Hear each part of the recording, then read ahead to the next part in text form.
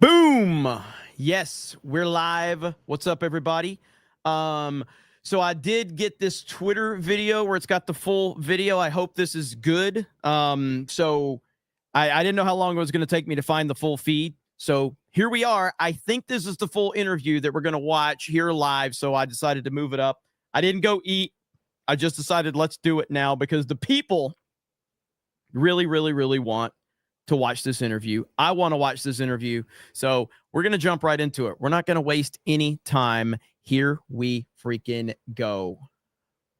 Welcome to Hannity, and we are back in our nation's capital, Washington, D.C. in just a Volume's moment. as loud as I can get it. The White House for an exclusive interview with the President of the United States, Donald Trump, alongside the left's newest boogeyman, the leader of D.O.G.E, Elon Musk. In less than a month, both President Trump and Elon Musk, they have taken a wrecking ball to the deep state, all while exposing a shocking amount of waste, fraud, abuse, corruption at the federal level. But this is only the beginning. Brick by brick, dollar by dollar, penny by penny, the American people are taking their country back from the grips of what is an out-of-control bureaucracy, and not a moment too soon. So without further ado, here's part one of my interview with President Trump and Elon Musk. I've got to start with this. So he's working for free with Doge. He's kind of put a lot of his life on hold, and you sued Twitter a number of years ago. You just made him pay you $10 million? That's right. That's right. That's right. Well, That's I sued from long before he had it. Yeah. And I mean, they really did a number on me, you know, and I sued and they had to pay, they paid $10 million settlement. You're okay with that?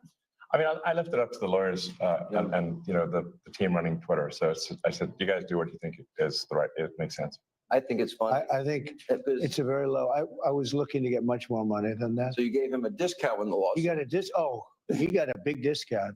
I don't think he even knows about it. He's become one of your, if you read and believe the media, he's become one of your best friends. He's working for free for you. Well, I love the president. I just want to be clear about that. I don't care about that. I know. I love the president. You love the president. I think President Trump is a good man, and he's, you know. It's nice the way he said that. You know, there's something nice about it. Really is. You know, because I mean, the president has been so unfairly attacked in the media. It's really outrageous. And I've at this point spent a lot of time with the president, and not once have I seen him do something that was mean or cruel or wrong. Not once. You know, I've known him for 30 years. Yeah. And I've never seen anybody take as much as he's taken. Yeah. And we've discussed this, and I'm like, how do you deal with it? Did I have a choice? Well, you would say that to me. I'm like, what am I going to do? Worry about it? And, you know, and then culminating in 2 assassination attempts, which resulted in your endorsement. Well, I was going to do it anyway, but that was it. Precipitating event. Yeah. That speeded it up a little bit. Yeah. The day of the assassination. I didn't know that. Yeah. It sped it up, but I was going to do it anyway. Mr. President, with your indulgence, I'm convinced that people only know a little bit about Elon. I don't think they know everything about Elon, because as I studied and prepared for this interview, I learned a lot about you that I didn't know. I think people will think about Tesla. Democrats are demonizing you and trying to make the country hate you. I just want people to understand you a little bit better, and the person that you've gotten to know and have now put a lot of trust in. Sure. And, you know, just let's go over a little bit of your bio, starting with PayPal and how you became involved in Tesla and SpaceX and Neuralink and all these. Well, I mean, you know, I think the way to think of me is like I'm a technologist, and I try to make technologies that improve the world and make life better. Your shirt. Yeah, and that's why I like my T-shirt says tech support, because I'm here to provide the president with technology support. And now that may seem like, well, is that a silly thing? But actually, it's a very important thing, because the president will make these executive orders, which are very sensible and good for the country, but then they don't get implemented. You know, so if you take for example, all the funding for the migrant hotels, the president issued an executive order where, hey, we need to stop taking taxpayer money and paying for luxury hotels for illegal immigrants, which makes no sense. Like, so obviously people do not want their tax dollars going to fund high-end hotels for illegals. And yet they were still doing that even as late as last week. And so, we went in there and we're like, this is in violation of the presidential executive order. It needs to stop. So what we're doing here is one of the biggest functions of the DOGE team is just making sure that the presidential executive orders are actually carried out. And this is, I just want to point out, this is a very important thing because the president is the elected representative of the people. So he's representing the will of the people. And if the bureaucracy is fighting the will of the people and preventing the president from implementing what the people want, then what we live in is a bureaucracy and not a democracy. Now, you're both aware, you have to be keenly aware that the media and the punditry class, not that, So this is the part we heard. Proven they have no power anymore because they threw everything they had. For the record, I don't like win. Hannity. And that was, the New York Times, Washington Post, 3 networks, every late night comedy show, 2 cable channels. They just threw everything, lawfare, weaponization. Sure. And now I see they want you two to start, they want a divorce. They want you two to start hating each other. And they try, President Elon Musk, for example. You do know that they're doing that to you. Oh, I see it all the time. They tried it, then they stopped. That wasn't. They have many different things of hatred. Actually, Elon called me. He said, they're trying to drive us apart. I said, absolutely. No, they said, we have breaking news. Donald Trump has ceded control of the presidency to Elon Musk. President Musk will be attending a cabinet meeting tonight at 8 o'clock. And I say, It's just so obvious. They're so bad at it. I used to think they were good at it. They're actually bad at it because if they were good at it, I'd never be president. Because I think nobody in history has ever got more bad publicity than me. I could do the greatest things. I get 98% bad publicity. I could do, outside of you and a few of your very good friends, it's like the craziest thing. But you know what I have learned, Elon? The people are smart. They get it. Yeah, they do, actually. They get it. They really see what's happening. Yes. And at the end of this interview, what I would like is I want people to know the relationship and know more about you. What is the relationship, Mr. President? Well, I respect him. I've always respected him. I never knew that he was right on certain things, and I'm usually pretty good at this stuff. He did Starlink. He did things that were so advanced and nobody knew what the hell they were. I can tell you in North Carolina, they had no communication. They were wiped out. Those people were, they had rivers in between. The land that never saw water, all of a sudden there was a river and a vicious, like rapids. People were dying all over. They had no communication. They said, do you know Elon Musk? They didn't really know I knew him. I said, yeah. He said, could you get Starlink? It's like the first time I ever heard of it. I said, what's Starlink? A communication system. That's unbelievable. I have it. Yeah. And he said, I called him and I said, listen, they really need it. And he got like thousands of units of this communication, and it saved a lot of lives. He got it immediately, and you can't get it. I mean, you have to wait a long time to get it. But he got it to him immediately. And I said, that's pretty amazing. And I didn't even know he had it. We watched the rocket ships and we watched Tesla. I think, something that had an effect on me was when I saw the rocket ship come back and get grabbed, like you grab a beautiful little baby, you grab your baby. It just hug the rocket. I've never seen everyone needs hug, including rockets. And he said, you can't really have a rocket program if you're going to dump $1 billion into the ocean every time you fly. You have to save it. Right. And he saved it. First time that I've ever seen that done. Now, nobody else can do it. If you look at the U.S., Russia, or China, they can't do it, and they won't be able to do it for a long time. He has the technology. So you learn, I wanted somebody really smart to work with me in terms of the country, a very important aspect. Because, he doesn't talk about it. He's actually a very good businessman.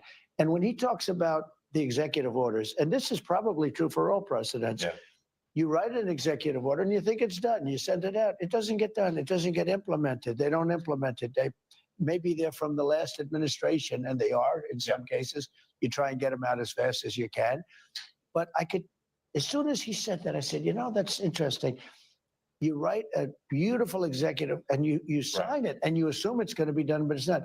What he does is he takes it, and with his 100 geniuses, he's got some very brilliant young people working for him that dress Much worse than him, actually. Yeah, They dress better. in just T-shirts. You wouldn't know they have 180 IQ. Wait a minute. So he's your tech support. No, he is. I actually But literally he's am much tech more than support. that. Yeah. I actually am tech support though, but He that's gets it done. He's a leader. Yeah. He really is. He gets it done. You get a lot of tech people, and you have people that are good with tech, but he gets it done. You know, I said in real estate, you had guys that would draw beautiful renderings of a building, and they'd draw the rendering. It would be great. And you say, great, when are you starting? But they were never able to get it built. They couldn't get the financing. They couldn't get the approvals. It would never get done. And then you have other guys that are able to get it done. You know, they could just get it done. That was in real estate. Same thing in this. He gets it done. So when he said that, he said, you know, when you sign these executive orders, a lot of them don't get done, and maybe the most important ones. And he would take that executive order that I'd sign, and he would have those people go to whatever agency it was. When are you doing it? Get it done. Get it done. And some guy that maybe didn't want to do it, all of a sudden he's signing. He just doesn't want to be bothered. Do a lot of those executive orders have to be codified into law? You need the Republican Congress and to they follow will be. up. A lot of them will be. Yeah. They will. Look, in the meantime, we have 4 years.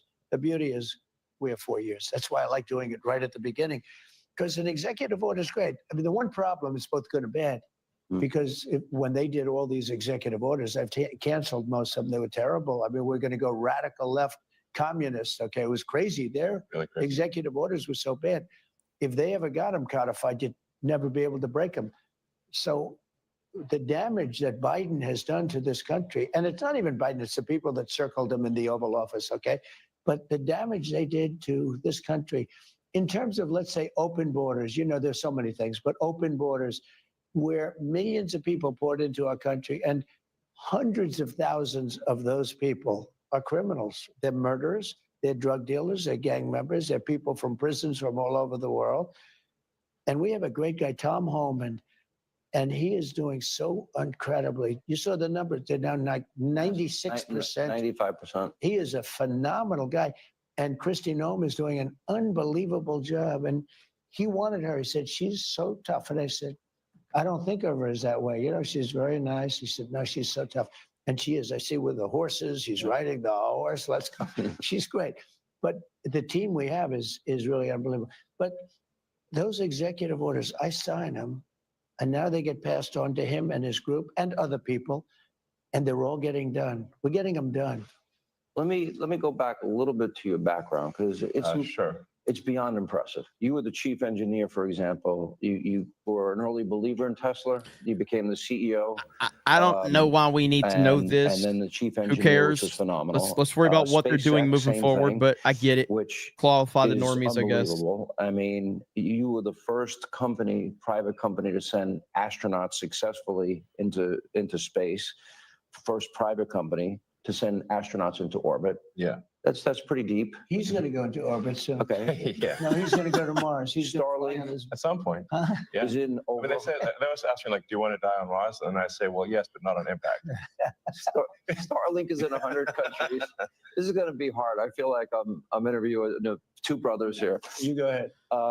Problem is this is going to be a softball interview. That's the problem. It is already but being used for national who cares? Then I'm you glad we got have to get these two guys together. What is it called? Optimus, a part of Tesla. The robot, yeah. A robotic arm. Then you have an AI arm. And then you have something that really fascinated me. And it's called Neuralink. Yes. You might help the blind to see, and Yes. people with spinal cord injuries that they can recover, where in the past, how close is that becoming a success? Neuralink, we've implanted Neuralink in 3 patients so far who are quadriplegics, and it allows them to. Well, the problem is they're still going to call him dumb because they are dumb. There's no, you can't convince those fucking people. Telepathy. If you can't convince them at this point, you can't convince them now. It's possible to actually control the computer and phone faster than someone who has working hands. Then the next step would be to add a second Neuralink implant past the point where the neurons are damaged, so that somebody can walk again, and so they can have full body functionality restored. And you like Bobby, right? I like Bobby, actually. Yeah, I think I supported Bobby Kennedy. I think he's unfairly maligned as someone who is anti-science, but I think he isn't. He just wants to question the science, which is the essence of the science, the scientific method fundamentally is about always questioning the science. Oh, they didn't tell us the truth about COVID. Right. That's for sure. Yes. And we learned a lot with the Twitter files. And that just then raises a question. You're the richest man in the world. You may not like that part. You're pretty competitive. Neither here nor there. I've known you a long time. But That's why I but he's on your team. president. Well, that's true. He can't top that. He's good. You know, I wanted to find somebody smarter than him. I searched all over. I just couldn't do it. You really tried hard. I couldn't find anyone smarter, right? So we had it for the country. But this is the thing. We settled on this Well, guy. thanks for having me. So, I'm just trying to be but useful this is here. the interesting. This is where we are as a society, and I hate to do this to you, but I'm going to do it anyway. You're doing all of these things. Your D.O.G.E, nobody at D.O.G.E gets paid a penny, correct? Well, actually, some people are federal employees. Some are, they do- okay. Yeah, They're helping. but it's fair to say that the software engineers at D.O.G.E could be earning millions of dollars a year instead of earning a small fraction of that as federal employees.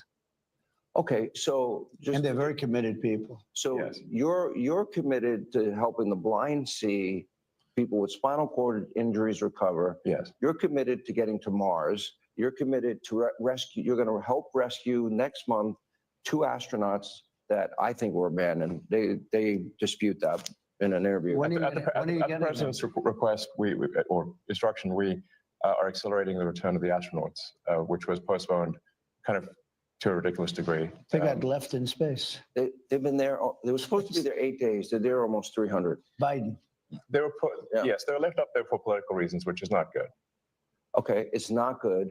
Now, if I had the weight of the pressure of doing that successfully on my shoulders, I think I'd be, but when we spoke before we did this interview, you are very confident. You think this will be a successful mission. Well, we don't want to be complacent, but we have brought astronauts back from the space station many times before, and always with success. Mhm. So as long as we're not complacent, When are you going to launch? I think it's about 4 weeks to bring them back. About 4 weeks. Yeah. And And You we're have being the go-ahead. extremely cautious. Yeah. You now have the go-ahead. Yes. Well, thanks to you. They didn't have the go-ahead with Biden. what's He that? was going to leave him in Absolutely space. I insane. think he was going to leave him in space. Insane. Well, it's like He when we considered were it growing like- up, lost in space. Yeah, he didn't want the publicity. Can you believe it? Unbelievable. Good Lord. And so Yeah. I want to echo something that the president said and then ask an overarching question. So people get hit with Hurricane Helene, they have no communication with the outside world. You Yeah. come to the rescue, you donated that, I Yes, believe? yes. Okay. You donated to the He people saved a lot of lives in in North Carolina. He saved a lot of lives. and California after the wildfires? California, but I mean, in North Carolina, where they were really in trouble, they had no communication. People were Nothing. dying. They were dying of starvation. He saved a lot of lives in North Carolina. Okay, now you're going to rescue astronauts. And now, and again, you do all of this. I would think liberals would love the fact that you have the biggest electric vehicle company in the world. Yeah. I mean, I used to be adored by the left, Yeah, not anymore. Less so these He days. killed that, huh? I mean, less. I really didn't. Well, I mean, this whole sort of like, they call it like Trump derangement syndrome. Yeah. And I didn't, you don't realize how real this is until like you can't reason with people. So like I was at a friend's birthday party in LA, just a birthday dinner, and everything was like a nice, quiet dinner, and everyone was behaving normally. And I happened to mention, this is before the election, like a month or two before, I happened to mention the president's name. And it was like they got shot with a dart in the jugular that contained like methamphetamine and rabies. Okay. And they're like, wow. And I'm like, what is wrong? Like, guys, like you can't have like a normal conversation. Yeah. And it's like like that they become completely irrational. He has no idea, but if you're friends with him, Yeah. you pay a price. It's like I walk in a restaurant in New York and it's like half the room gets daggers and they want to. No, the eye daggers level is insane. Yeah. I mean, there was like I had like some invitation because so I got invited to like basically a big sort of dem event like that was, but it received the invitation like the beginning of last year, and I still attended even after I'd endorsed President Trump, and I didn't realize how profoundly that would affect how I was received. I mean, I walk into the room and I'm getting just the dirty looks from everyone. Like if looks could kill, I would have been dead several times over. But that was not before It would Trump. be like the ashes on the floor. BT. Before Trump, that never happened, right? No. All right, more of my interview from the White House with President Trump. Okay, I don't know if I want to fast forward this or not. I'm watching a Twitter video of somebody else that streamed it, so I fast forwarding on Twitter is kind of difficult. So it's 2:23.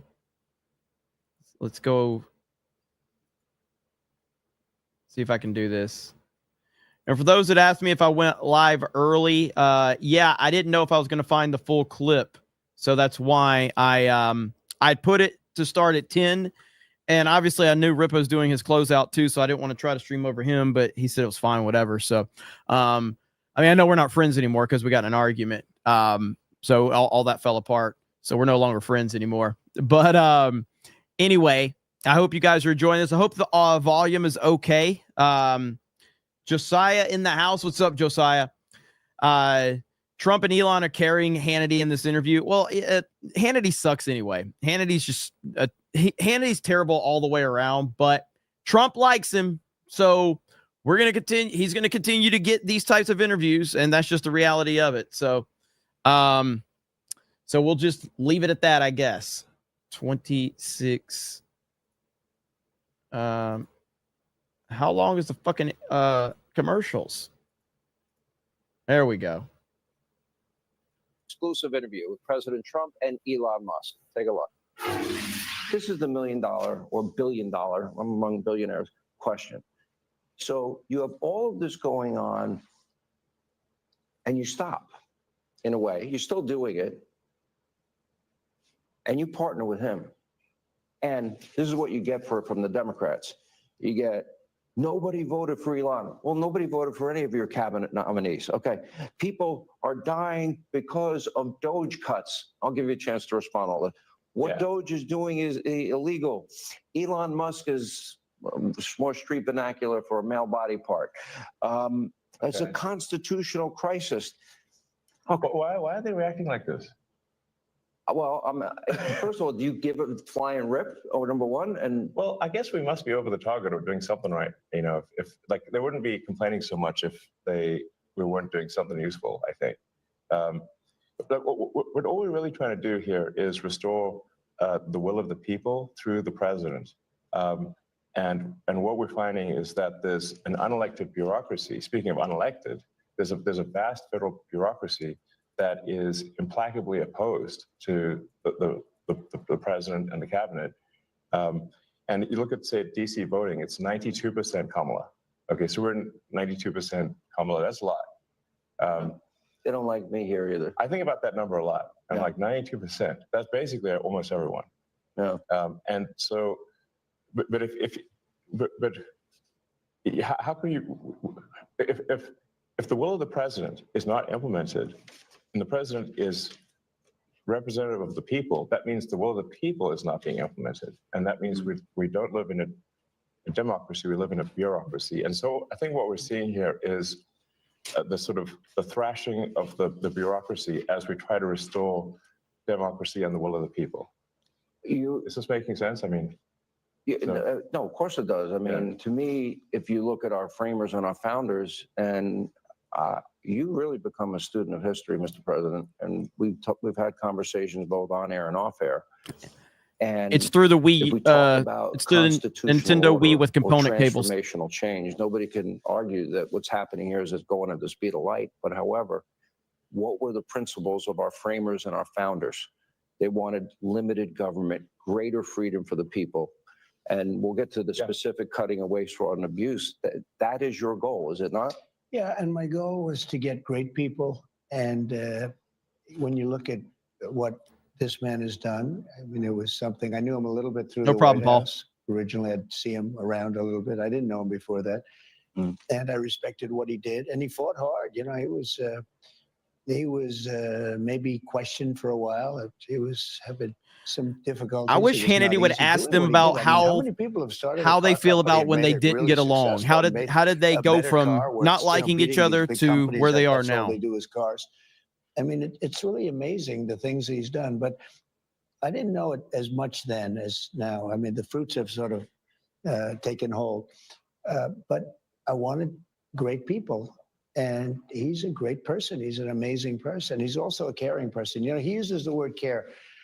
So they sign a contract in a government agency, and it has 3 months, and the guy leaves that signed the contract, and nobody else is there, and they pay the contract for 10 years. What's up, Kevin? So the guy is getting checks for years and years and years, and he's telling his family, obviously, maybe it was crooked, maybe he paid to get the contract, or maybe he paid that they didn't terminate it. But, you know, we have contracts that go forever, and they've been going for years, and they're supposed to end in 3 months or 5 months or 2 years or something, and they go forever.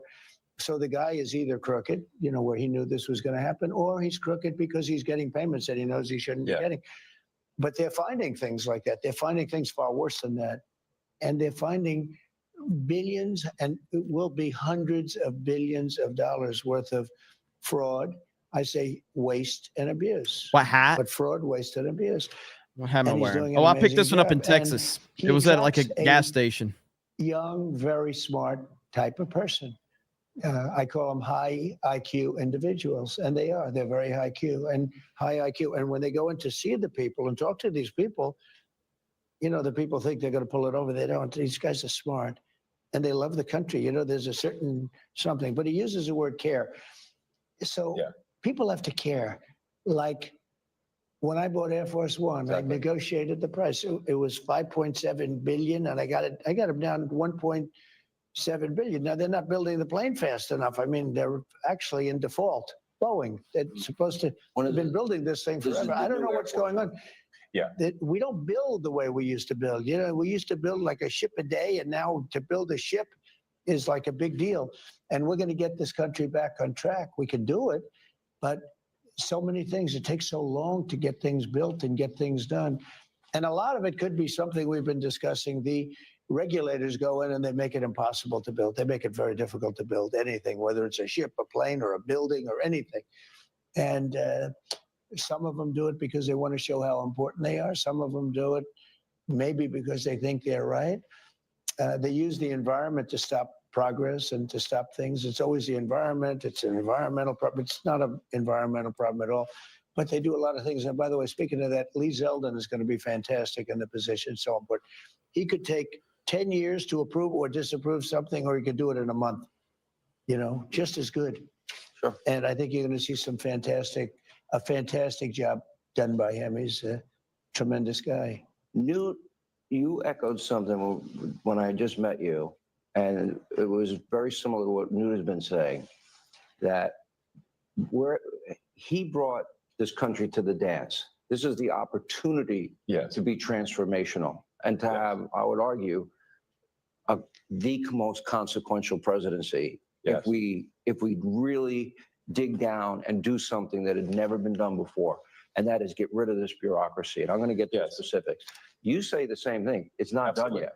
And what do you mean by that? I mean, winning the election is really the opportunity to fix the system. It is not fixing the system itself.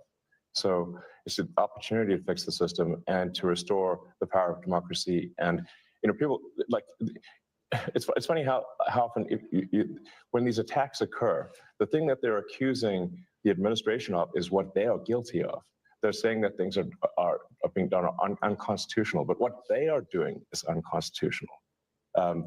They are guilty of the crime of which they accuse us. That's always the first thing they do. He's in violation of the Constitution. They don't even know what they're talking.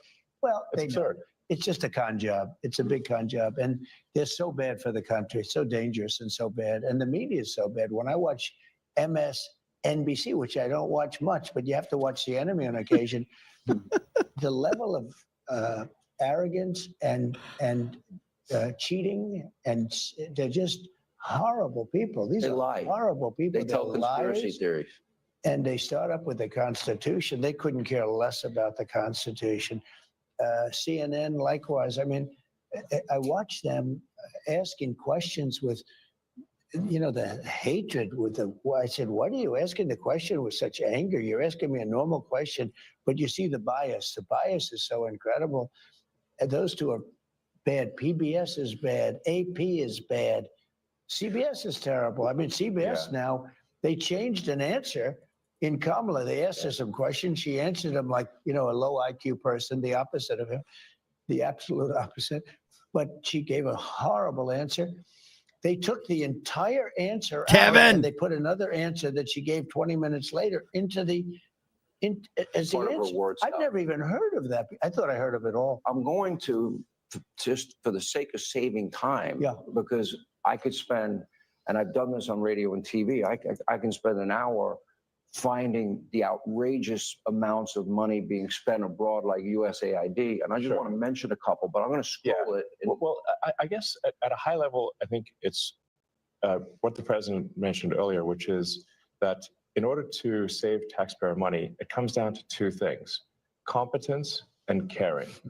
And when the president was shown the outrageous bill for the new Air Force One, and then negotiated it down, if the president had not applied competence and caring, the price would have been 50% higher, literally 50% higher.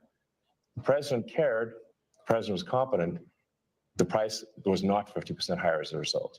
And so when you add more competence and caring, you get a better deal for the American people. But we were talking about this yesterday. I could give me thousands of bills, and I could pick any one of them. Exactly. But I could take all 1,000.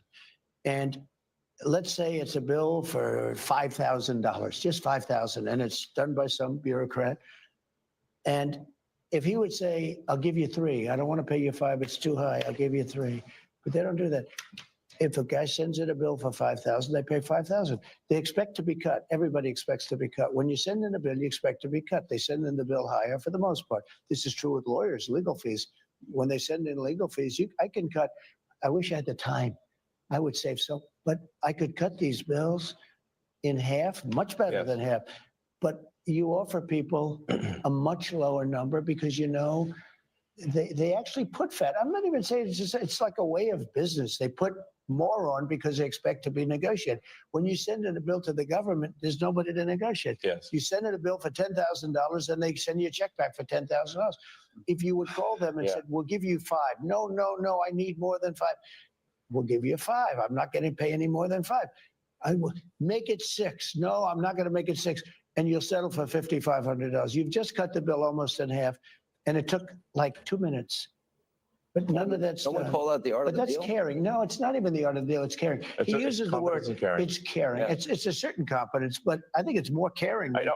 If you add either ingredient, either competence or caring, you'll get a better outcome. But it stands to reason that if you don't have competence, you don't have caring, you're going to get a terrible deal.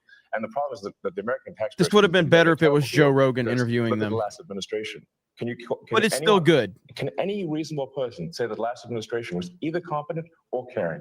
But they lied to us and said that Joe didn't have a cognitive decline. They fully lied. They said the borders were closed. They said that the borders were secure. They said that, they said Obamacare would save. They flat out lied. They flat out lied. Up next, more of my exclusive interview with President Trump and Elon Musk as Hannity. And it is what it is. I mean, Hannity's going to continue to get these opportunities because he's Hannity, and Trump likes him. Trump likes him a lot. So that's just that's how it's going to be. Far-left bureaucrats burn through your hard-earned tax dollars on woke political causes, Green New Dealism, transgenderism, and even anti-American propaganda. Those days are now over. More of my interview with President Trump and Elon Musk. As I scroll this information, and I'll scroll a lot more than I'll mention to both of you, and this is the cost savings. I want people at home to understand this part.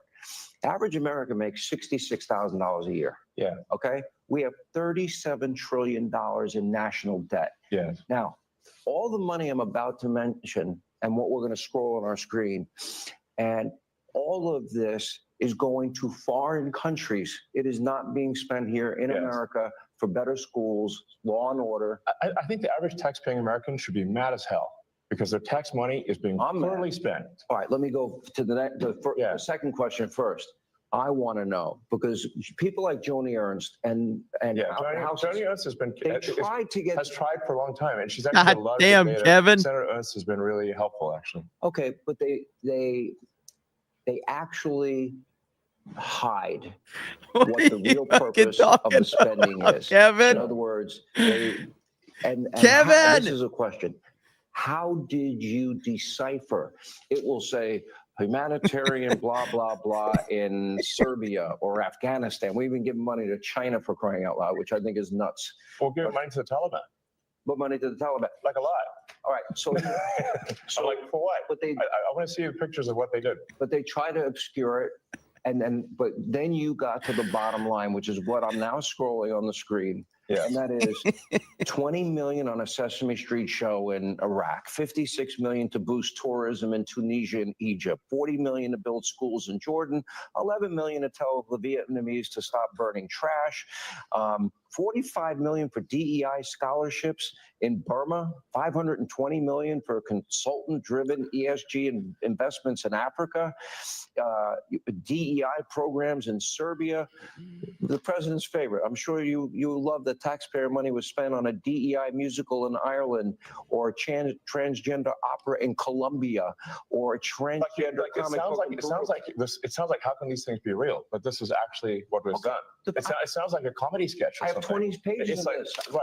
It's not. It's a list a mile long. If you had to put a number on it, how much do you think you've identified waste, fraud, abuse, corruption at this point? And then again, we're going to be scrolling this throughout the program.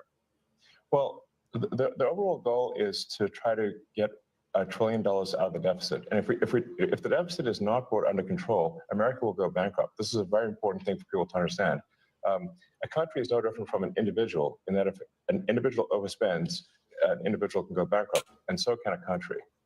And the massive waste, fraud, and abuse that has been going on, which is leading to a $2 trillion a year deficit. That's what the president was handed on Jan 20th, a $2 trillion deficit. It's insane. For this fiscal year. Yeah, we inherited. Yeah. And inflation is back. I'm only here for 2.5 weeks. That was January. Inflation is back. No, think of it. Inflation's back. And they said, oh, Trump, I had nothing to do with it. These people have run the country. They spent money like nobody's ever spent. They were given $9 trillion to throw out the window. $9 trillion. And they spent it on the Green New Scam, I call it. It's the greatest scam in the history of the country. One of them. We have a lot of them, I guess, but one of them. Dollar-wise, probably. DEI and wokeism and transgenderism. Well, that's all part of it, yeah. And LGBTQ+. Yeah. By the way, not in America. Other countries, not here. You know, the amazing thing is when you see like the teaching of DEI, $9 million. How do you spend $9 million to teach? No matter what it is, you could teach physics. Totally. You could go to MIT for a lot less. Expensive. Yeah, Expensive. the teaching of Expensive, DEI. yes. How much do you believe, Elon, you've identified in waste, fraud, abuse, corruption now? And how much do you anticipate you will? Sure. Well, I think 1%. No, because it's so massive. This is huge money. So what we found now is 1%. We're just got as good as they are, they're not going to find some contract that was crooked, crooked as hell. And I mean, there's going to be so much that isn't found. But what is found, I think he's going to find $1 trillion. Yeah, I think so. But I think it's a very small percentage compared to what it is. Let me go to an area that I think is key. And you talked about this in recent interviews. And that is, we don't need a Department of Education. Okay. And what some people are trying to do is stoke fears that, oh my gosh, my kid's not going to get the money for education, or grandma's Social Security and Medicare. This was a big promise of yours on the campaign trail. So I really want. I agree, NDI. An opportunity to assure the American people. But Trump decided to let him interview him, so money will be it's on Trump, not Hannity. And he's going to take whatever opportunity he gets. I would assume associated. Is it worth me reacting to Asmongold reacting to me later on? Was it worth it? Did he disagree with me? Did he roast me? Other than this fraud or something, I may watch that later. It's going to be strengthened, but won't be touched. Medicare, Medicaid, none of that stuff is going to be touched. Nothing. You don't have to. Now, if there are illegal migrants in the system, we're going to get them out of the system and all of that fraud, but it's not going to be touched. School. I want to bring school. A lot of people said do it to the states so that Iowa, Indiana, all these places, Idaho, New Hampshire. There's so many places, the states. I figured 35 really want. Wait, so he reacted to me reacting to him. So I'm going to react to him reacting to me reacting to him. Denmark, Finland, China. China, can you imagine, has top schools. We're last. So they have a list of 40 countries. We're number 40. Usually we're 38, 39. The last time we were number 40. And what I say is you got to give it back. So it doesn't work. I'll tell you what we're number one in, cost per pupil. We spend more money than any other country by far. It's not even close per pupil. Okay. So we know it doesn't work. So we spend the most and we have the worst, right? The worst result. When we give that back to Indiana, when we give that back to Iowa and back to a lot of the states that run well, they run well. There's a lot of them, 35, 37, 38. Now you're going to have 10 laggards, but you're going to have 5 real laggards, but that's going to be okay. Take New York. You give it to Westchester County. You give it to Suffolk County. You give it to upstate New York, and you give it to Manhattan, but you give it to 4 or 5 subsections. Same thing in California. Los Angeles is going to be a problem, but you're going to give it to places that run well. We can change education. Now, school choice is important, but that will get taken care of automatically. We want to bring education back to the states. You will spend half the number, and I'm not even doing this. I'm not even doing this to save, but you will. It costs you much less money. You get a much better education. If you go to some of these states, you'll be the equivalent of Norway, Sweden, Denmark, places that really have a good school system. You'll have those places will be the equivalent, and your overall numbers will get so much better. Do you want standards associated? The only thing I want to do from Washington, D.C. is make sure they're teaching English, reading, writing, math, and science. arithmetic. Science, okay, a little science might help. You know, computers. You're not going to have much of a problem with that, but that's it. So your task now, and I pray to God this is successful. I really do. I wish you Godspeed. You know, Godspeed, John Glenn. It's going to be, by the way. I really believe. But there are the country's legitimate areas. Do well beside this. This is cutting. We're only talking about cutting. We're also going to make a lot of money. We're taking in so much. What about his business? What if there is then we won't a contract he would otherwise let get? him do it. If he's got a conflict. I mean, look, he's in certain areas. I mean, I see this morning. I didn't know, but I said, do the right thing. Where they're cutting way back on the electric vehicle subsidies. Yes. They're cutting back. You lose. Not only cutting back. Hurt you. Correct. Yeah. Now, you don't care. I won't tell you. Well, he's probably not that happy with it, but that would have been one thing he would have come to me and said, listen, you got to do me a favor. This is crazy. But this was in the tax bill. They're cutting back on the subsidies. I wasn't involved in it. Thanks, Tom. I said, do what's right. And they're coming up with a tax, but it's just preliminary. Yeah. But nothing against Trump or Elon. This interview is really maybe he does better if you cut back on the subsidies. Who knows? Because he figures he does think differently. He thinks he has a better product. Yeah. And as long as he has a level playing field, he doesn't care what you do, which is he's told me that. Yeah. Elon posted I it. haven't asked the president for anything ever. And if it comes up, how will you handle it? Well, he won't be involved. Yeah, I'll recuse myself if it is. Oh, if black there's and white. a I see conflict, it. he won't be involved. Yeah. I mean, I wouldn't want that, and he won't want it. Right, and also I'm getting a sort of a daily proctology exam here. You know, it's not like I'll be getting away from something in the dead of night. Welcome to DC. If you want a friend, get a dog. Well, I do have a dog, but I also have friends. My dog loves me. Poor little creature. You know the truth with this. I need to bring him to DC. I know every businessman. I know the good ones, the bad ones, the smart ones, the lucky ones. I know them.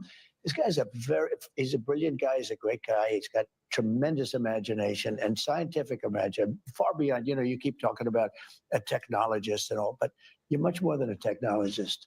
You are that, but he's also a good person. He's a very good person, and he wants to see the country do well. And I know a lot of great business people, really great business people, but they're not really, in some cases, very good people.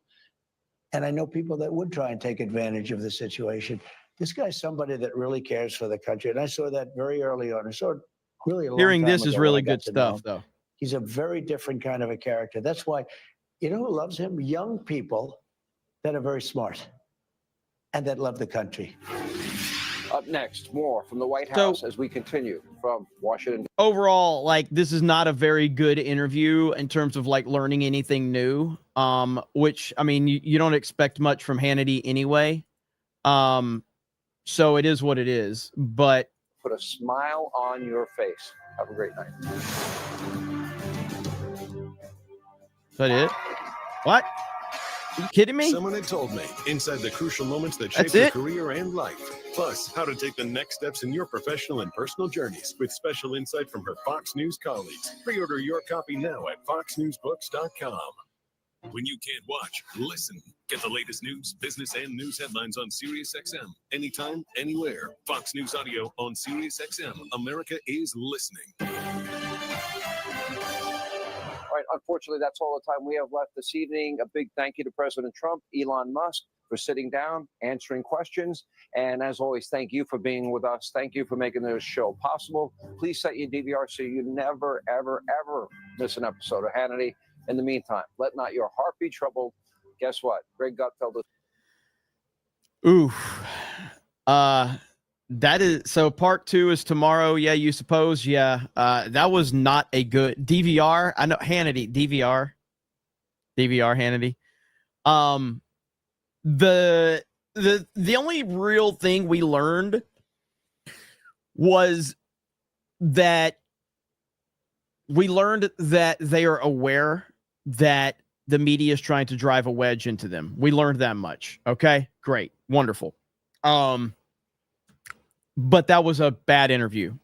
Like, in terms of, yes, I know maybe it's because I follow this so much, so I've heard everything that was said. I wasn't expecting to hear any like game-changing stuff, but I expected a little bit more substance there. But it is what it is. Okay, so I guess I'm gonna check this out. You guys are gonna see me reacting for this for the first time, but Asmongold reacted to me. Do I have the timestamp right? 4:13, 40 seconds. Is that it? So Asmongold he reacted to me. So I'm gonna react to Asmongold. Well, Asmon reacted to me reacting to him. So now I'm going to react to Asmon reacting to me reacting to him. Okay? So that's how we're going to do it. I think this is the right timestamp. Really the highest quality content. Yeah. Well, if we're talking about high quality content, that's definitely me. So, where the hell are you going, man? I'm fast. Jesus, Okay, here we go. All right, here we go. I don't know if he gives me shit. I have no idea. But here we go. Sorry about that. We're back. Okay.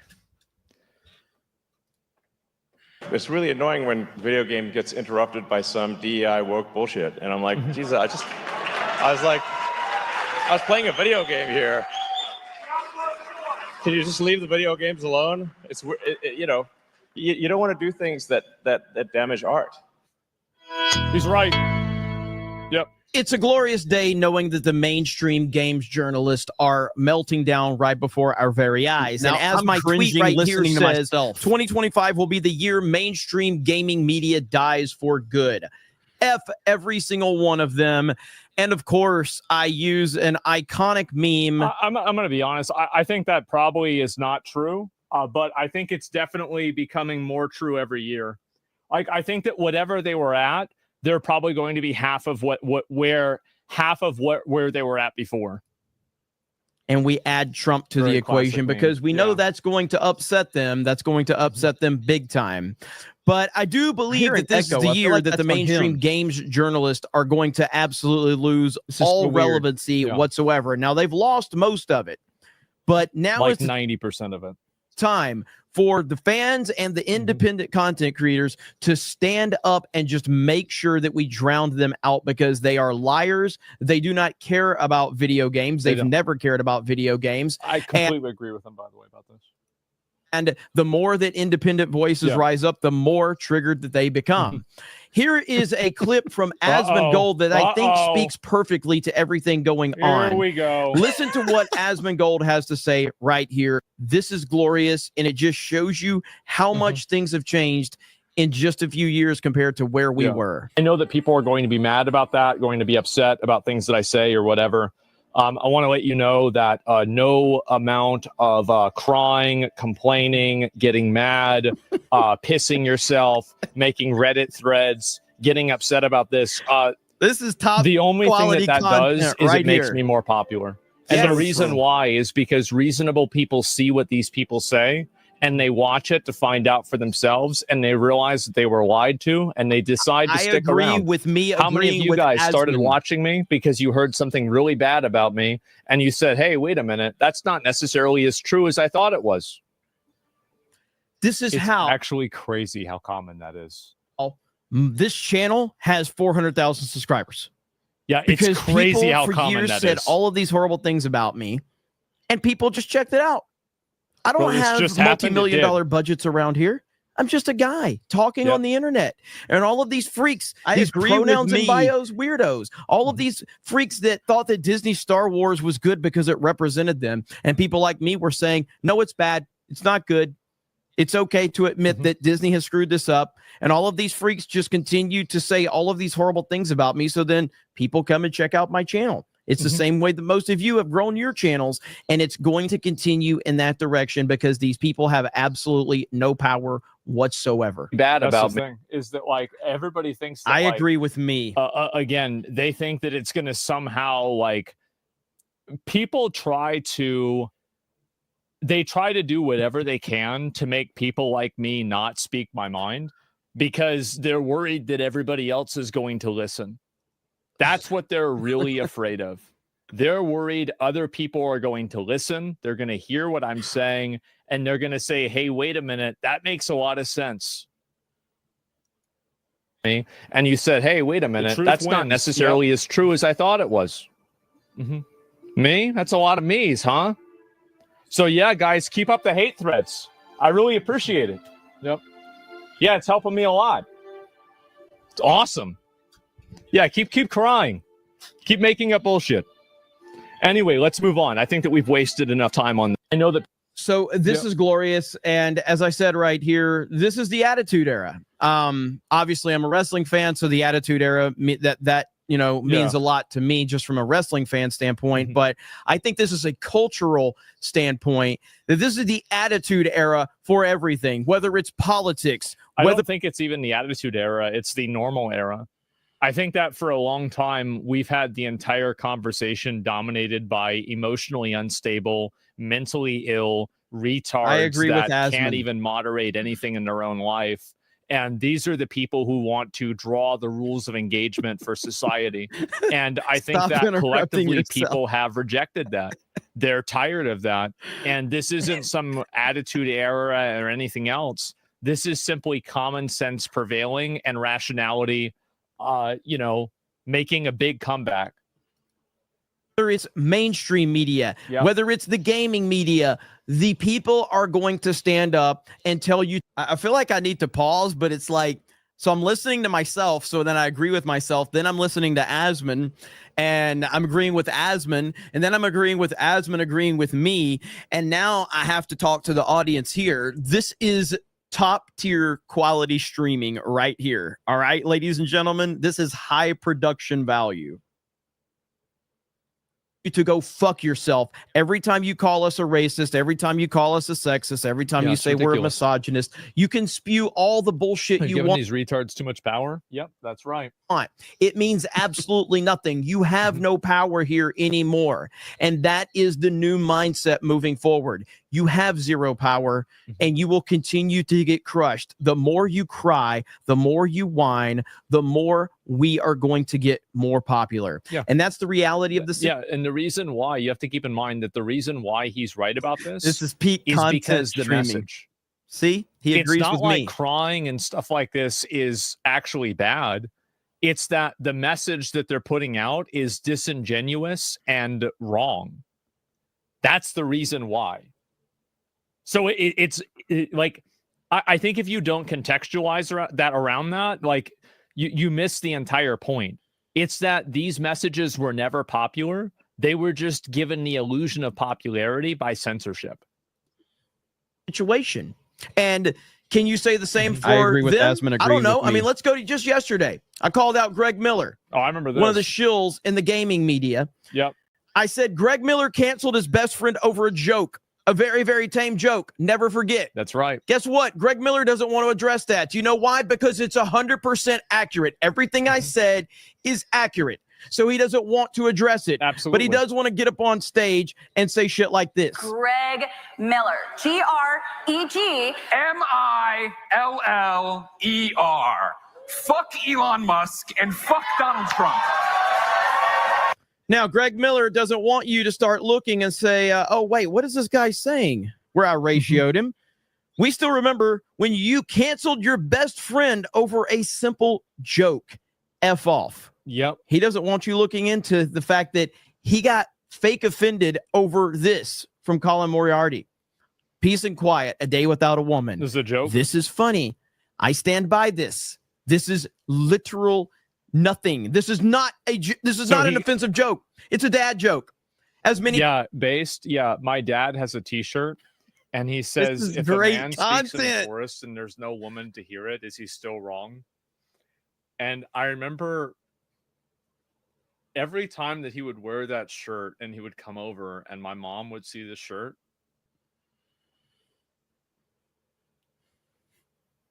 like she would just be a little bit more annoyed, right? Just a little bit more. People have said, but people like Greg Miller, who are shills to the industry, canceled their best friend over this. Well, the reason why people don't like this is because it's a fake personality and everybody knows it's not genuine.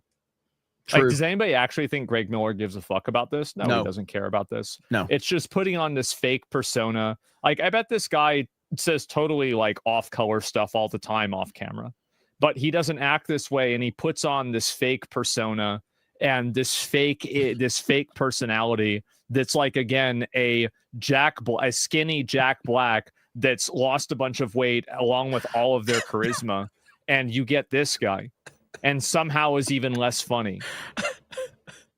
Attitude era is here, ladies and gentlemen, and we're not backing down. 2025 will be the day, the year that the mainstream games media dies completely. You are irrelevant. People don't trust you. You mean absolutely nothing. One of the first steps, and of course, this isn't necessarily to the games media, but you can go over to Criticless right now and you can make an account for free. There's apps on Android and I got Criticless plug. Guys, like if Let's Elon go. or any of these guys with a lot of capital, like I don't want to put in any money for this, but if you want to pay for a gaming website that does reviews and media, I will build it. I will build it for free. Just go to Criticless right now, Asman. And I'll build a foundation and I will do it. Bring the people over and everything like that. But I don't want to run it. That's the only thing, is I do not want to have to run it regularly. Hit me up, Asman. Let's talk. For free? Then why ask for capital? Because I don't want to have to spend money. Yeah. I'm okay with not making money, but I don't want to spend money. Does that make sense? Apple, and it works very well. And you can go over there and jump into the discussion. Follow me at D.O.G.E Cobra. But yeah, like everybody's talking like Cobra Kai. I don't know if everyone has seen Cobra Kai yet. Cobra Kai is fantastic, but you can make an account and you can do reviews of all of your favorite TV shows and movies over here. You're not going to be censored at all.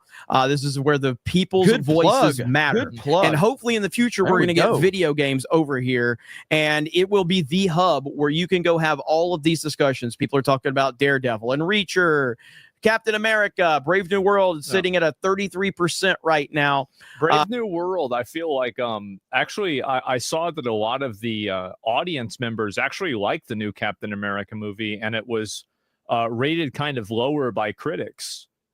Now maybe things have changed since then, but they did. Yeah, if I remember right, let me go back and just check Metacritic again.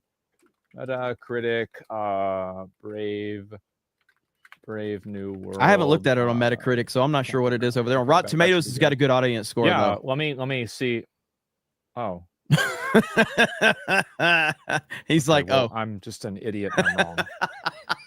I got wrong information. I read it somewhere else, and it turns out I wasn't right. That was funny. It's on Rotten Tomatoes. Oh, was that it? Yeah, Rotten Tomatoes has an 80%, probably a 80 or 81% when he checks it. Okay. Yeah, 80. Okay, thank God. All right.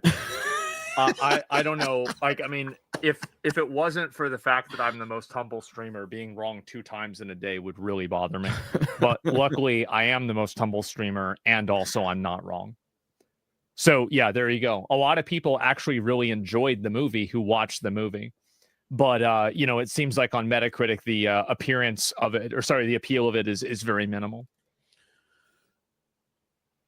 You're wrong about Avowed? No, guys, it's gonna blow up tomorrow. Overall from the audience over on Can't be Critic List. wrong. So make sure you go over there. I promise you will Yeah. enjoy it. You can create little communities over there, have discussions about whatever you're looking to have, and let your friends know about it. We love it. Geeks and Gamers is over there.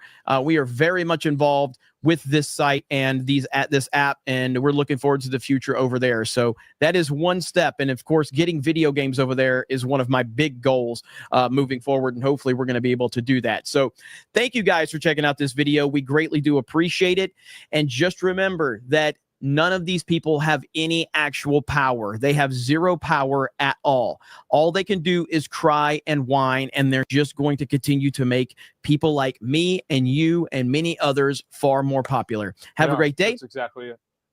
I It's agree only with done the me. We will opposite. talk to you later. I agree with me. Yeah.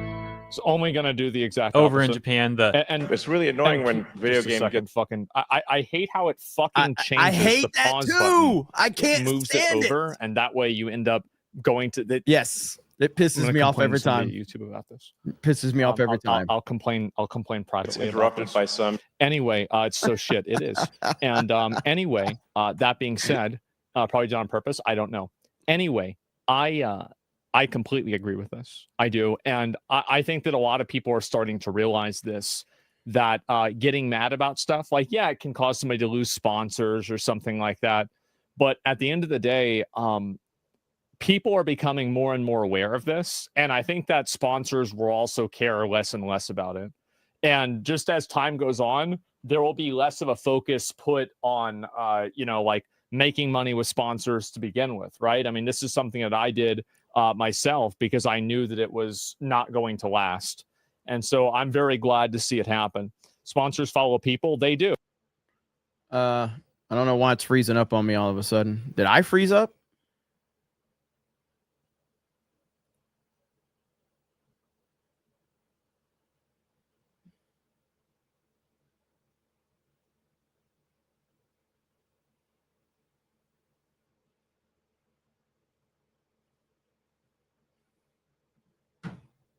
Am I still here? Can you guys hear me? I can't access anything. Can you hear me? All right, I'm gonna restart my computer. I can't do anything. Nothing's working, so I'll be right back.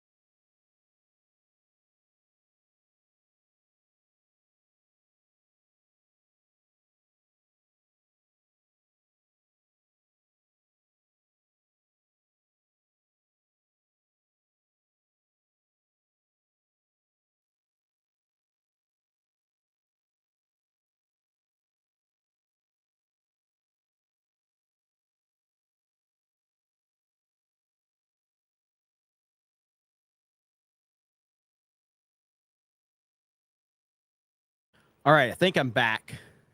Holy shit. All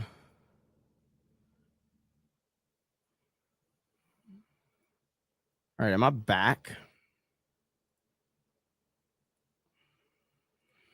Okay, I think I'm back.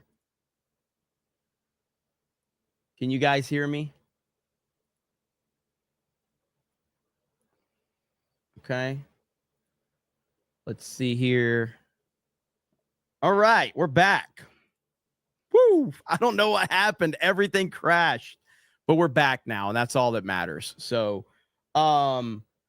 okay. So, and I got like as soon as like everything crashed, I got Kevin like just calling me, and he's like, "Play the video I sent," and I'm like, "Give me a minute, bro. My computer crashed." So, all right, we're good. I think we're back. So we did get to the end of the Asmongold video, which again, that's super cool. That's like the second time in the last 4 or 5 days that Asmon has reacted to me. So that's very cool. I'm hoping that that'll get uploaded to his channel, and that'll be awesome. I'm trying to get Rumble pulled back up, so give me a minute, guys. But so we did. Am I muted? Don't fucking tell me I'm muted. Jesus Christ, am I muted? Like everything crashed. I got Kevin. Like, of course I'm not muted. Damn you bastards. Okay, just getting back into the rhythm here. So give me a moment. Like, how am I supposed to like get things fixed when you guys just troll me constantly? Okay. All right, here we go. Everything's rocking now. All right, we're good to go. Jeez. Why won't you give us our beloved Jeremy? I know.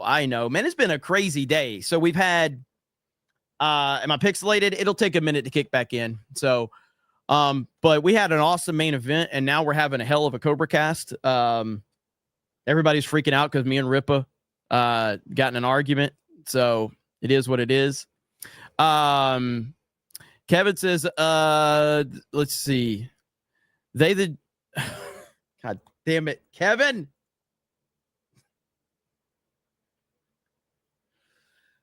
Oh, Kevin. There you go. Thank you, Kevin, you mad lad. I got that one. Asmon got called out once, and Jeremy called this out for the last 10 years. I agree with me. Thomas Jones says, love it. It would be epic if you could get into the White House briefing as a blogger. Honestly, that's way over my pay grade, man. That's way over my pay grade. John freaking Murdoch 450 says, hey, Jessica Lindstrom is spamming. Shouldn't she be banned? Hail the 199. Praise Ara. Trump 2025. Let's freaking go. Let's see. Can you play flip a coin Two-Face? I got to look and see. So Ariana Grande, what about that?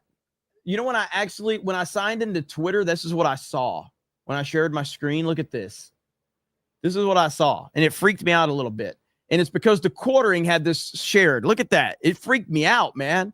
Like, what is going on? As soon as I signed into Twitter, this is what I see. So that was pretty scary. Pretty scary stuff, if I'm being honest, okay? But again, really cool that Asmongold reacted to my video. And I'm glad we got the Criticalist shout out as well. That was super cool. And it's just, look, man, me making videos again, this is what it's all about, getting traction. And it's going to take a little while to kind of get back into the algorithm over there. And the same for this channel. Honestly, I need to make videos over here on this channel too. But like, I mean, if you look, just look at the channel. This is Geeks and Gamers.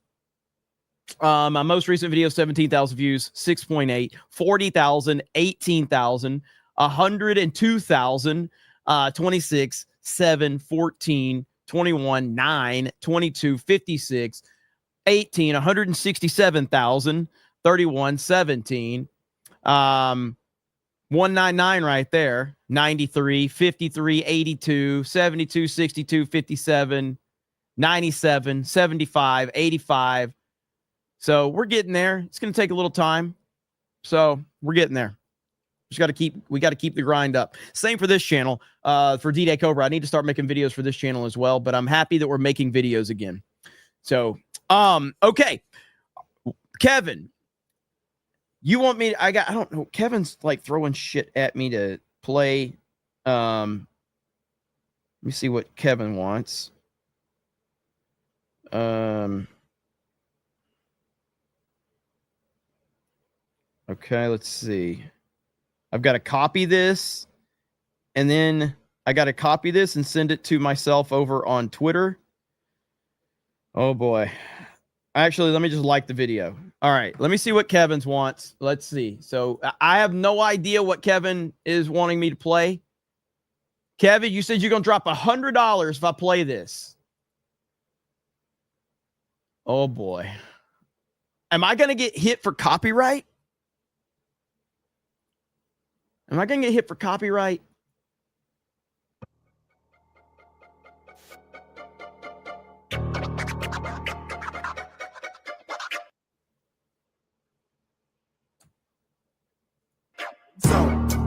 I was done. I sat in the back knowing that I would revamp, make a comeback. Once you come back, recap anything you missed, looking back.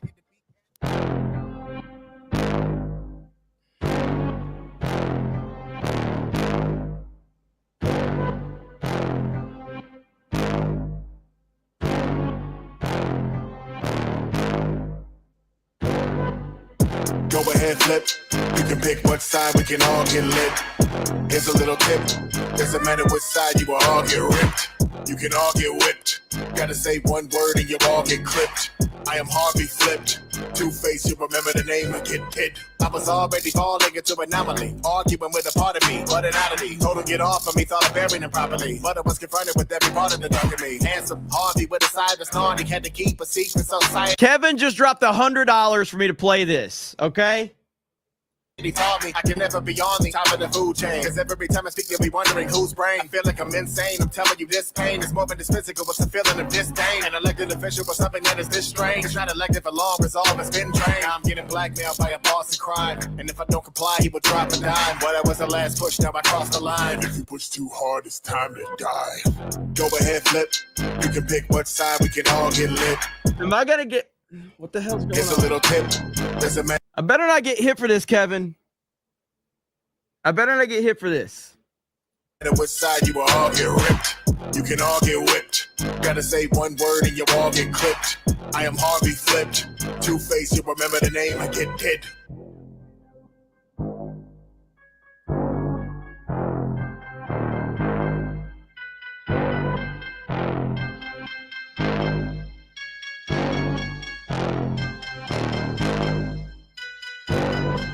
Guess who? Now you're rocking with the best too. And I'm stunning with a bulletproof vest too. Now I got a thorn in my side, root bless you. Cause if I catch you, I'm not gonna arrest you. You made a whole new dent when you scar me. Thank you. Now you are gonna need an army. I'ma show you the wrath of Satan. I'ma come for your cash and your reputation. I don't care about the Batman Gotham mind. I will sit on this shrine bath all the time. But until then, I'ma flip, make you choose. Cause when the coin lands, you will pay your dues. There is only one truth and his life is chance. And if you choose right, then you might advance. But if you choose wrong and your life's destroyed, you can't blame me. I just flip the coin. Ha!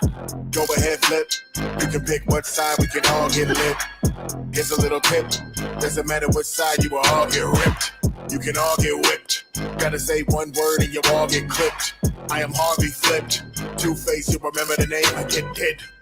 Go ahead, flip. You can pick what side, we can all get lit. Here's a little tip. Doesn't matter which side, you will all get ripped.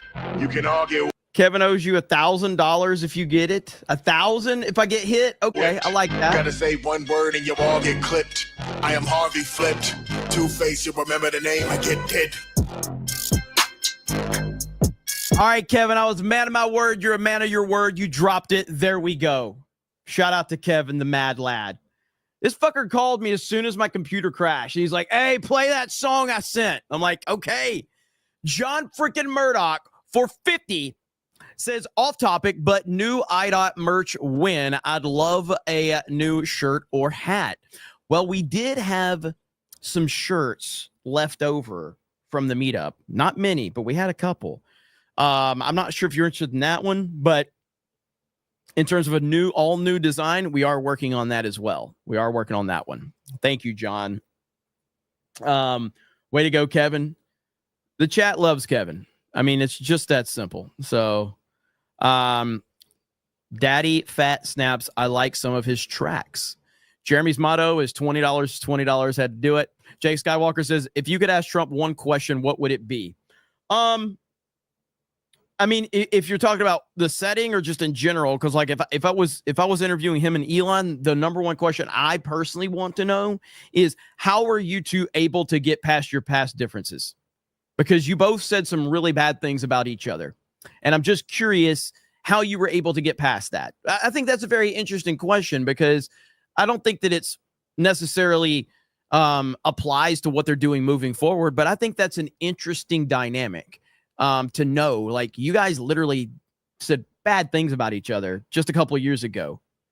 How did you get past that? And now how are you what seemingly is best of friends? In terms of Trump specifically, if I had one question to ask Trump, just one, I wouldn't make it policy or anything like that. I would ask him what his favorite verse in the Bible is. No, I'm kidding. I don't know. I'd have to think about that if I only had one question. I'm not sure. What's your favorite verse in the Bible, Trump? Yes, I'd ask him about no tax on super chats. So, no, I genuinely believe Trump and Elon didn't like each other. Whatever though, they're good now. So Mr. No One back and gay. We will upload my reaction to Asmongold's reaction to me. So I don't know how we're going to title that one. Jeremy reacting to Asmongold reacting to Jeremy reacting to Asmongold. Maybe we'll do something like that, but we'll put that on the D-Day Cobra Clips channel, and that'll be good. All right, I'm so far behind on everything. Marmillan says they're able to get past it because they're not women, ya fig. Well, I get that, but still, these are public shots that they took at each other. Both of them said that. McCox has loved the Ripper rant. Hope says, boom, you just scared the shit out of me. AOE2 Freak says, the fact that people can't even admit these things, sure, they may not be millionaire, 1 million out of a trillion deficit, need to be cut down on is unbelievable. Zinni Biscuit says, not popular to say, but pray for the Holy Father Francis. I may not agree with everything he says, but he's not who the media portrays him as. There were folks that would call St. John Paul II a commie too. Thank you, Zinni Biscuit. Delta Entertainment says, what's up, everyone? Just got out of work and heading home listening to my favorite channel, Hail the 199. Thank you, brother. I appreciate that. A Des member message, thank you. VH says, oil reserves, can we get numbers 2020 to 2024 America? Hope says, Jeremy, that was for the people who call Elon dumb. McCox says, this is for the olds. The youngest Fox watcher is 63. Paul Stella, yes, you asked me this, how do you get the quality on the GameCube? So I run that through the Nintendo Wii, and then you get the component cables, and that gives you the best quality. JMNZZ450, thank you. Let me see, catching up. I got all of those. That one. Richard Gray says, Trump should have brought Caitlin Collins in to interview him. It would have been more fun to watch. Yeah, I mean, that would have been pretty fun. NDI says, I actually can't watch anymore because of Hannity. NDI says, Jeremy, you are the worst part of CobraCast, and you're still better than Hannity by far, even with all your DEI hires. Beastie Man says, Boomer sweats Sean Hannity. Let's see.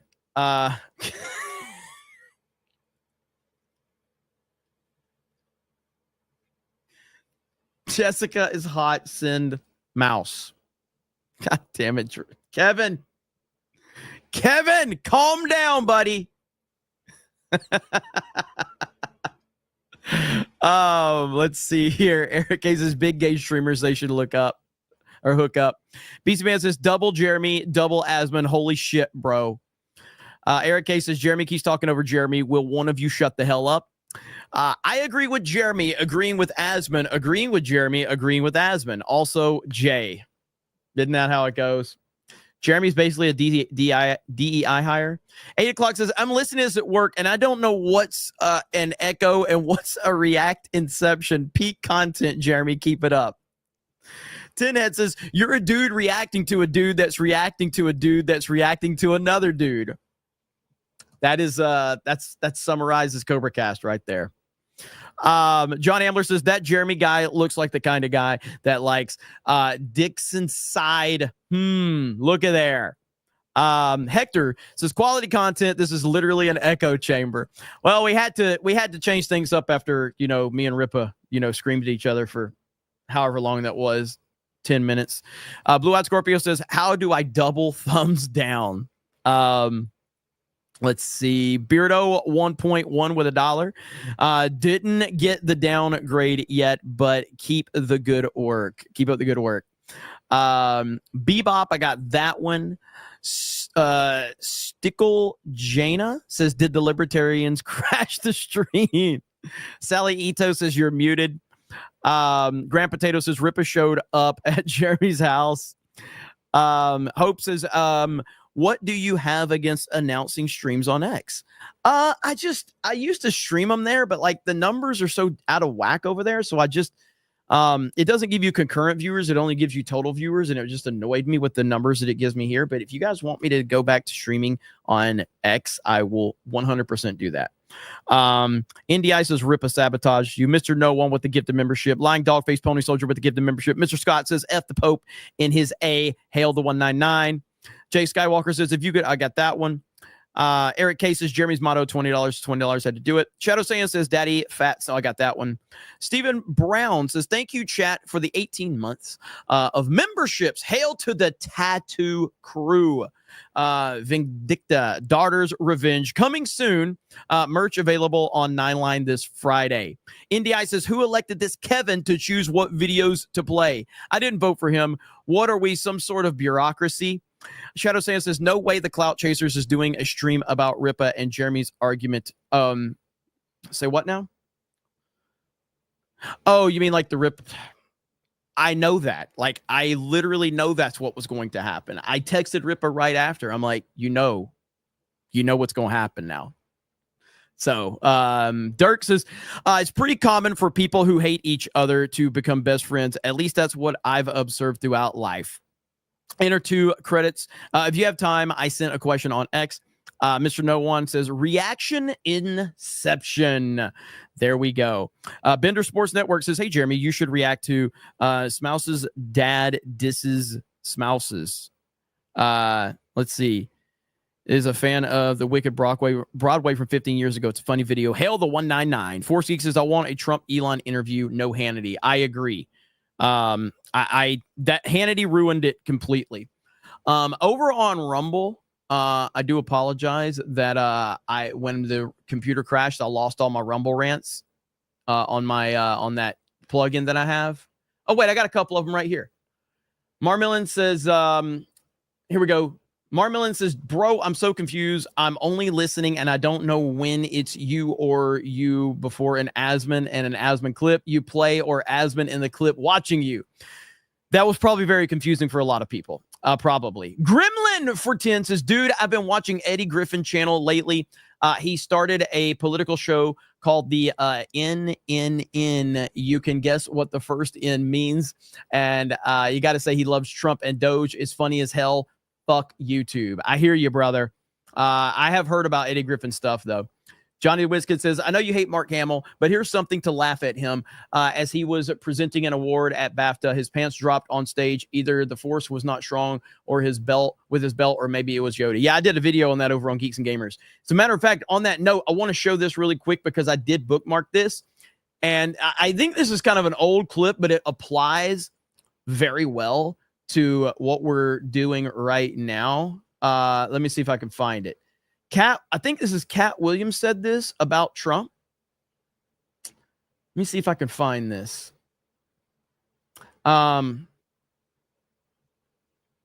This is it right here. Yeah, so this is Cat Williams. This is a voiceover from Cat Williams, but it actually, dude, like this applies to the current Trump administration right now. This is fantastic. Trump do not sleep. He don't play by no rules. To say, will your president be awake at 3 o'clock in the morning to answer the phone? If it rings, shit, yeah, our president is up. Our president is a vampire. That motherfucker sent 23 tweets at 12:30. What the fuck is you talking about? Yeah. That motherfucker is on it. Trump don't give a fuck. That motherfucker is on it, whatever the fuck it is. Every time he wake up, he just sign another piece of paper. Wait till they see this when they wake the fuck up, since they want to talk. We used to just being able to watch the news a little bit and then walk off. Not with Trump. Nope. Niggas is watching the news like it's the playoffs. Trump don't give a fuck. Trump don't follow nobody's rules. The president supposed to be at the White House. Our president is wherever the fuck he wanna be. It's so accurate, dude. Like we're watching it like it's the playoffs. Like you can't stop watching. Trump is everywhere. He's doing everything. It's absolutely crazy. It's mind-blowing how much this man just does not stop. And we have like, oh, by the way, I have to show you this. Elon Musk still hasn't reached out to Ashley St. Clair after baby claim as pic reemerges of her with the billionaire in 2023. She can't get a hold of Elon now. This whole thing was a scam from the beginning. She put that tweet out because Elon had ghosted her. She put that out there because Elon ghosted. He hit it and he quit it. Hit it and quit it. Hey, that's what you get. Nobody feels bad for you at all. Nobody has any sympathy whatsoever. You are a terrible person, and we're all just sitting here laughing like crazy at you over this. Also, I got to show you guys this. Tom McDonald. I don't know if you guys saw this. This is peak content right here. You ready for this? So if you don't know, on the Saturday Night Live 50th, Tom Hanks appeared as a Trump supporter and essentially tried to call Trump supporters racist, all of that. Tom McDonald responds in the single best way you could possibly respond. Here we go. Tom Hanks is getting roasted right now for going on Saturday Night Live and portraying all Trump supporters as unintelligent racists. Yeah, shocker. Now, while Tom Hanks is an absolute moron, he's also one of the greatest actors of our generation, which is why I was so surprised that he missed the mark so badly. Mr. Hanks, I would like to show you a more accurate portrayal of a Trump supporter, and feel free to take notes. 1 second. Let's go! Pretty good, right? I didn't even have to go to acting school for that. Anyway, Mr. Hanks, on behalf of all of the people that you so ignorantly insulted last night, you. Also, I'm dropping a brand new music video on Friday, and you're probably not going to like it, Mr. Hanks. See you then. Tom. That was awesome. You get what you deserve, Tom Hanks. You get exactly what you deserve. And when I saw that, I was so happy. I was like, oh, that is perfect. Perfect response from Tom McDonald. I haven't seen this. So I saw, I guess this got edited as well. So, all right. So this is this is a clip that the media posted. Here we go. They said, sir, I just think it's inappropriate for you to say. I said, well, I'm going to do it whether the women like it or not. I'm going to do it whether the women like it or not. Whether the women like it or not. Whether the women like it or not. Whether the women like it or not. Whether the women like it or not. I'm going to do it whether the women like it or not. Kamala has imported criminal migrants from prisons and jails, from insane asylums and mental institutions all over the world, from Venezuela to the Congo, including savage criminals who assault, rape, and murder our women and girls. Anyone who would let monsters kidnap and kill our children does not belong anywhere near the Oval Office. And my people told me about 4 weeks ago, I was saying, no, I want to protect the people. I want to protect the women of our country. I want to protect the women. Sir, please don't say that. Why? They said, we think it's very inappropriate for you to say. I said, why? I'm president. I want to protect the women of our country. They said.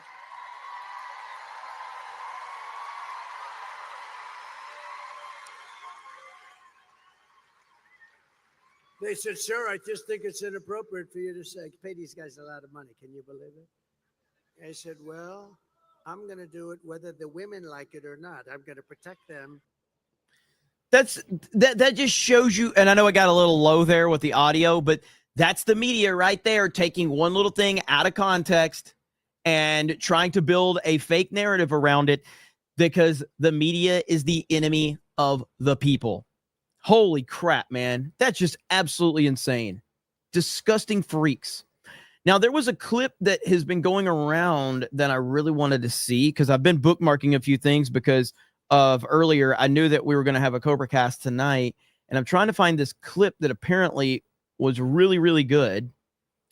It was a CNN host, or I think, but I don't know where it's at now. This is it. Okay. I have not seen this clip, but I've seen people talking about this clip right here. Okay. I haven't heard this. So that is Stephen Miller from the Trump administration. And this is CNN. Then why are you not celebrating these cuts? If you agree there is waste, if you agree there is abuse, if you agree there is corruption, why are you not celebrating the cuts, the reforms that are being instituted? Every day that no action is taken, the entire salaries of American workers that are taxed disappear forever. Stephen, let's calm down. This is we're not having a debate. There's no reason about whether there are you are clearly trying to debate me, and I will be as excited as I want to be about the fact that we are saving Americans billions of dollars, that we are ending the theft and waste and grift and corruption, that we are stopping American taxpayer dollars from subsidizing a rogue federal bureaucracy that has been relentlessly weaponized against the American people. Okay, you may not care about this issue. I'm not talking about your colleagues may not care about this issue, but we care about this issue. I American understand people that, care about this issue. They also care about privacy. And the American so public overwhelmingly supports what President Trump is doing. Let's talk about IRS data the DOGE will be able to access. You have DOGE asking for access to the IRS systems. This includes the integrated data retrieval system. I know you've talked about this a little bit. Will DOGE employees be able to access individual taxpayer ID numbers and social security numbers? No. But also keep in mind, will they be able to access taxpayer bank account information? They will not be able to access anything that any other appropriately authorized federal employee could access. When you keep talking about, quote, DOGE employees, you're just talking about federal workers. Yes, that's it. I'm so happy the attitude era is here. I'm so happy that these clowns cannot continue to get away with the bullshit that they are constantly trying to twist and spin and manipulate. And again, the media has lost all power and all influence whatsoever, which I will say, to an argument to the Trump administration, I would just say, like, why do you keep talking to them? Like, why is Stephen Miller talking to CNN right now? Maybe it's to get a clip, and that's fine, but why are you talking to them? You got 1,000 people you could talk to that's not CNN. Why do you continue to talk to them? And you are legitimizing someone that has delegitimized themselves for the past decade. So I would say, just stop talking to them. Just stop giving them interviews. Just drown them out. Suffocate them. Suffocate them and let them continue to spew their nonsense. But yes, to get clips like this, I do understand that. I understand that. I do get it. But even Trump, one of his first interviews was with MSNBC or NBC, whatever her name is, on MSNBC. And I just was like, why? Why even do an interview with them? They don't deserve it. They don't care. But when you get clips like this, it's definitely worth it for sure. And I'm happy about that. But, it just does. I hope that they will start drowning them out as we move forward and start talking to more independent media, because I've said this before and I'll say it again. Talking to Tim Pool is far more beneficial than talking to CNN. And I say that as somebody that obviously is a critic of Tim Pool, but man runs a good show. Talking to him would be far more beneficial than talking to these clowns. So, Calm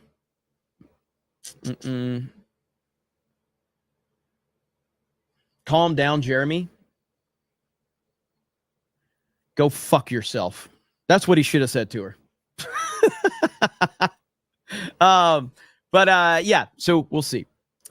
All right, let me catch up. Linko Kenobi for 20 says, all right, guys, I'm going to get some rest. I woke up at 5 a.m. to 14 articles and 9 videos, and I'll be doing another set of 9 articles to go.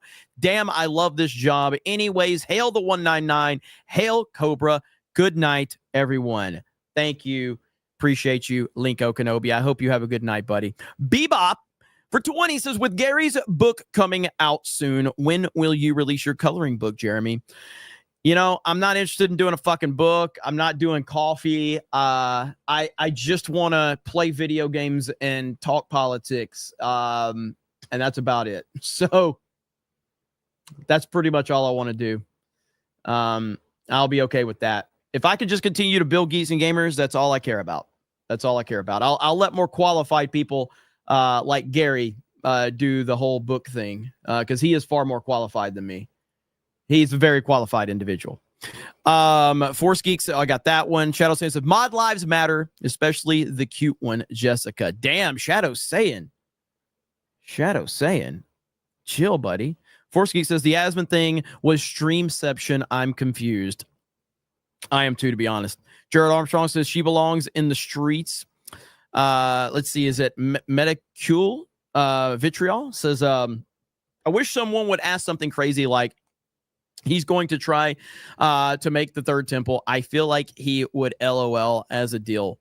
Yeah, I mean, the thing with Hannity is you're never going to get a tough question out of Hannity when it comes to Trump. And we already expected that. I just wish that, I don't know, man. I mean, I'm sitting here criticizing Hannity, who I don't like. But in fairness, you're sitting across from the single most powerful individuals in the world. And you're dealing with one guy in particular who steamrolls every single conversation. So, you know, Trump controls every situation he's in. So I do understand that. Forsky says, Trump and Elon bonded over all the women they banged. Hell yeah. Drinky. What in the hell are you saying? What are you even typing? I can't even read half of this shit. Zeke rates says, Jeremy over here looking cute AF. Zeke, stop. I am not here to be easy on the eyes for you. Okay? I have substance to offer. I have valid opinions to offer. I am not here so you can gawk over my looks. I offer so much more, and I would appreciate a little class around here. Thank you very much. Okay? Thank you very much. I don't know what the hell Drinky's talking about. Hope says the left repeats lies to keep their slaves tranced. Mitchell Field says, go to the White House so they don't have to talk to CNN. Ministry of Wrong Things says, you hear about college Republicans president who was forced to resign after saying Barron is an oddity on campus. Not going to lie, I think it's an overreaction. I did hear about that, and based on just that, which is all the release I heard about was saying Barron is an oddity on campus. I don't really understand why the person had to resign. I didn't see it as disrespectful necessarily. If anything, I took it as like a compliment, but I don't know if there's more to that story. But if you guys don't know what we're talking about, yeah, there was a college Republican president, I believe is who it was, that was forced to resign after making a statement about Barron Trump saying he's an oddity on campus. And I just don't really understand why this person was forced to resign on that. It's very strange. To me, it was more of a compliment where it says, yeah, the guy just shows up, goes to school, leaves and goes home instead of staying around and partying and acting like a jackass. So I don't know. Jared Armstrong says, I wouldn't talk to Tim either. Always threatening to pull the stream. Gen X Cynic says they are talking to mainstream media to allow them to make themselves look like idiots they are. It's fun. Yeah, I hear you. McCox says, whatever happened to the video game you were working on back in the day? Still in development. These things take a lot of time, and we've had some setbacks, but still on the go. Still on the go. Eric K says, I stay for Jeremy's astute and intuitive takes. That's what you're here for. Neiman says, the same guy who made the Two-Face rap made an incredible Dragon Ball Broly rap. There you go. See, you get more information here at CobraCast than any other place. John Murdoch, 450, says, for your easy on the eyes fund, since I couldn't find your OnlyFans. I'll take your money, but only because I'm going to anticipate that you're only sending it for my wonderful and well thought out opinions. The political voice of a generation here at CobraCast. Okay? The political voice of a generation. Right there. Thank you, John freaking Murdoch. Appreciate the 50, sir. What the hell, man? You guys are insane, by the way. I didn't expect us to have this big of a turnout tonight, so I really do appreciate it. As much as I get annoyed with the libertarians, I gotta show you this one right here. This is the greatest thing I've ever seen. This might be the greatest response of all time. Okay, so this clown right here posts 8 years, 0 scandals. Okay, 8 years, 0 scandals. Ooh, yeah, Obama. Yeah, 8 years, 0 scandals. Now, he got community noted like hell, okay? 8 years, 0 scandals. Are you ready for the greatest response of all time? Are you ready for the greatest response in the history of responses? And it's from the Being Libertarian account. Credit where credit is due. Here's their response. 11 NFL seasons, 0 scandals. Oh my goodness. The greatest response I've ever heard. Holy shit.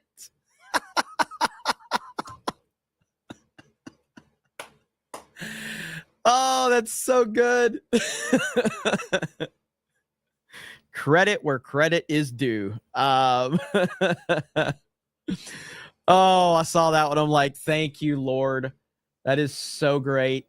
I think it ratioed this one. What's the original one got? That one's got 33,000 likes because, you know, the Obama fans. That being libertarian, that one should have a shit ton more. But, yeah, that was a great response. And I'm like, okay, I respect that. I respect that big time. Our good buddy John Kennedy had some things to say. Let's see what John Kennedy had to say. Here we go. I've got a lot of friends who are Democrats, and they haven't asked me for advice, but if I did, I'd tell them, look, you just got to try harder not to suck. I mean, he has a way with words, ladies and gentlemen. Let's back that one up, okay? Let's back that one up. And they haven't asked me for advice, but if I did, I'd tell them, look, you just got to try harder not to suck.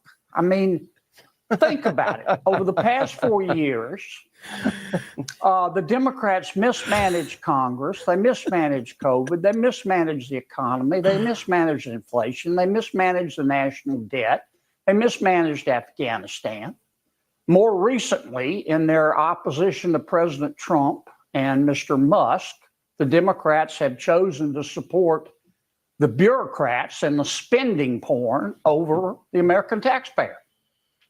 Just like they support illegal immigration over the rule of law, just like they support transgender athletes over women's sports, just like they support Hamas terrorists over Israel. All Democrats are not like this, but the party is controlled right now by people who majored in online activism with a minor in puberty blockers. I know these people. They think women, they think men can breastfeed. They're triggered by race. They cry if you use the wrong pronoun. And most fair-minded Americans look at this and they go, these people are about 10 exits past normal. And that's what's killing the Democrats right now, in my opinion.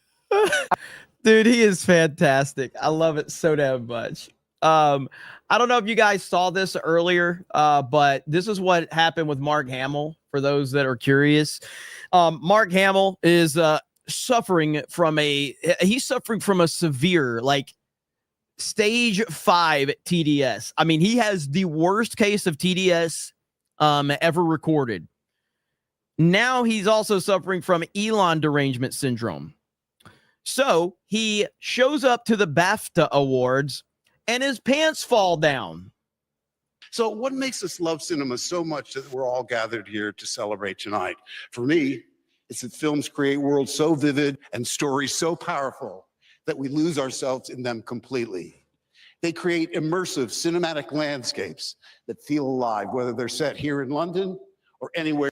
So what makes us love cinema so much that we're all gathered here to celebrate tonight? What? For me, it's that films create worlds so vivid and stories so powerful that we lose ourselves in them completely. They create immersive cinematic landscapes that feel alive, whether they're set here in London or anywhere. So what? That is, there are so many questions I have with this. Like, first of all, like, when you walked out on stage, how did your pants stay up if they can't stay on you while you're standing there? How did you not know about this in advance? How drunk are you? How many drugs are you on? How did this happen? I'm very confused about this. This makes no sense. Unbelievable. That's a severe case of TDS. A very severe case. Good Lord, man.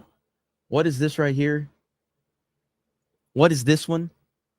Whoopi Goldberg says Doge should cut all, should cut funding to SpaceX because the U.S. government already has NASA. Oh my God. Has put up with it. Well, I and by the way, egg prices are supposed to come down, not airplanes. Well, let me. Am I frozen? Am I frozen? Am I good? Am I back? I'm back. Okay. All good.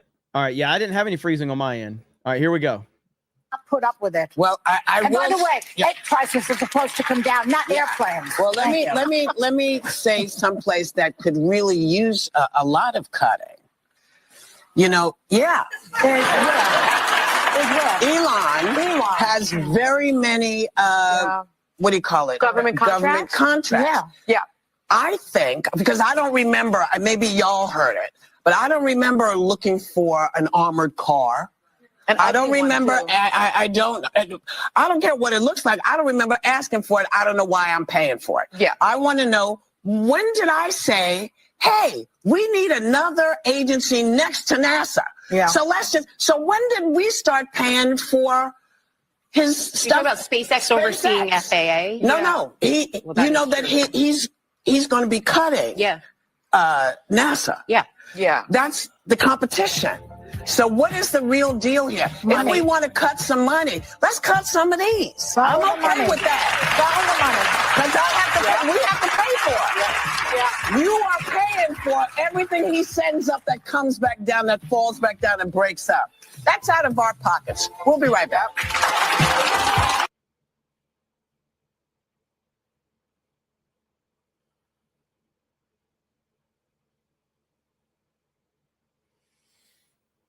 I have to drop some gifted memberships as an apology for even playing that clip. So let me pull up the stream right now. I've got to drop some gifted memberships as an apology. That is my bad. I shouldn't have done that. So let's and I'll play some Sydney Sweeney as well as an apology. So here we go. While I send the gifties, my apologies to everyone in the chat. So sorry. Hopefully you'll accept my apology. And there we go right there. Okay. It should be good to go now. That was bad.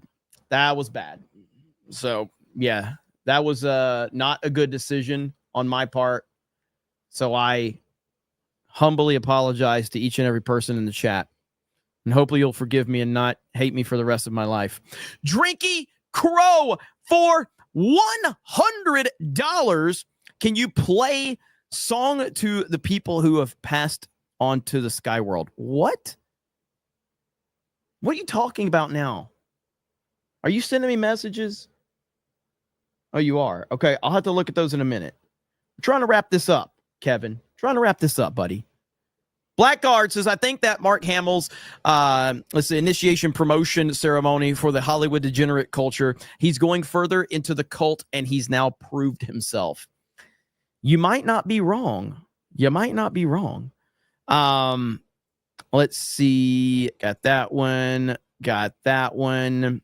Force Geek says, did Mark Hamill waddle off stage? How did he leave? I know these are the questions I have. I have these questions and I don't know the answer. Storm Shadow says, Hamill's pants dropping is like the scene from Police Academy when the Commandant Lassard behind lectern. If you know, you know. Dude, I loved all of the Police Academies back in the day. It's been a long time since I watched them. Mahoney. Mitchell Field says NASA costs 10 times to 13 times more per launch than SpaceX. Yeah, I was going to say, I wanted to say cows, and I was going to say clowns. Either way, neither one of those will get me in trouble. So I'll say cows. These cows don't understand. All right. Did Jeremy mention Kash yet? Well, isn't the final isn't the confirmation vote this Thursday? Is that where we are?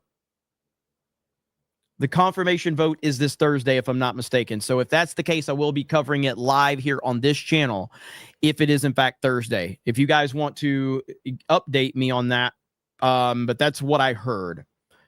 Yep, it is. Perfect. All right. All right. So that'll be perfect. I can't wait for that. He didn't get confirmed.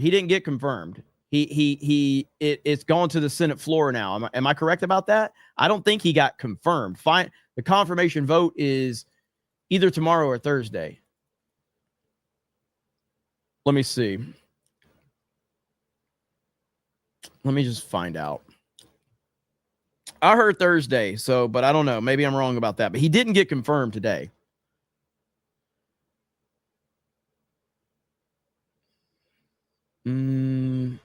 Let's see. Okay, so Charlie Kirk 5 hours ago says the U.S. Senate just voted to advance Kash Patel to the full Senate confirmation vote. Leader John Thune will file for Kash, which means he will be likely to confirm as next Thursday. So Thursday is what apparently is happening. Thursday. So there we go. Now, this earlier, I didn't hear this. I know Trump did a press conference. This is utter insanity. President Trump spending 4 minutes exposing massive fraud uncovered by Elon Musk and Doge. Where's the money being spent, right? Let's go into that for just a second. $520 million for a consultant on the environment. It's called Environmental, Social, and Governance. Investments in Africa and mobilize private sector resources, $520 million. Somebody got $520 million for an environmental, sounds like an environmental study. I've always been one that paid a lot of money for my environmental studies, but I paid like $50,000, not $520 million. $520 million for ESG. $25 million to promote biodiversity, conservation, and promote licit livelihoods by developing socially responsible behavior in the country of Colombia. Well, it's nice. $25 million to go into Colombia for something that nobody ever heard of. $40 million to improve the social and economic inclusion of sedentary migrants. $40 million. $42 million for Johns Hopkins, great place to. Just a reminder, none of this shit would have happened if Trump didn't win. And think about how long this shit has been happening. That's how long. This is why they wanted him done. This is why the FBI raided his house. This is why they indicted him. This is why they tried to lock him up. This is why they tried to intimidate his family, his friends. This is why people got locked up for fucking memes. People got arrested for Trump memes. because they were desperate to hold on to this shit. This is why they shot at him. This is why they tried to kill him. This is why they did everything in their fucking power to stop this. Fucking pieces of shit. Research and drive social and behavior change in Uganda. 42 million. What about us? What about social change in our country? $70 million for a center at Purdue to research university-sourced, evidence-based solutions to developmental challenges. I mean, these are massive numbers on things that nobody ever heard about. $10 million for Mozambique voluntary medical male circumcisions. $10 million for circumcisions in another country. $9.7 million for UC Berkeley to develop a cohort of Cambodian youth with enterprise-driven skills. In other words, let's teach them something about enterprise. What about our people?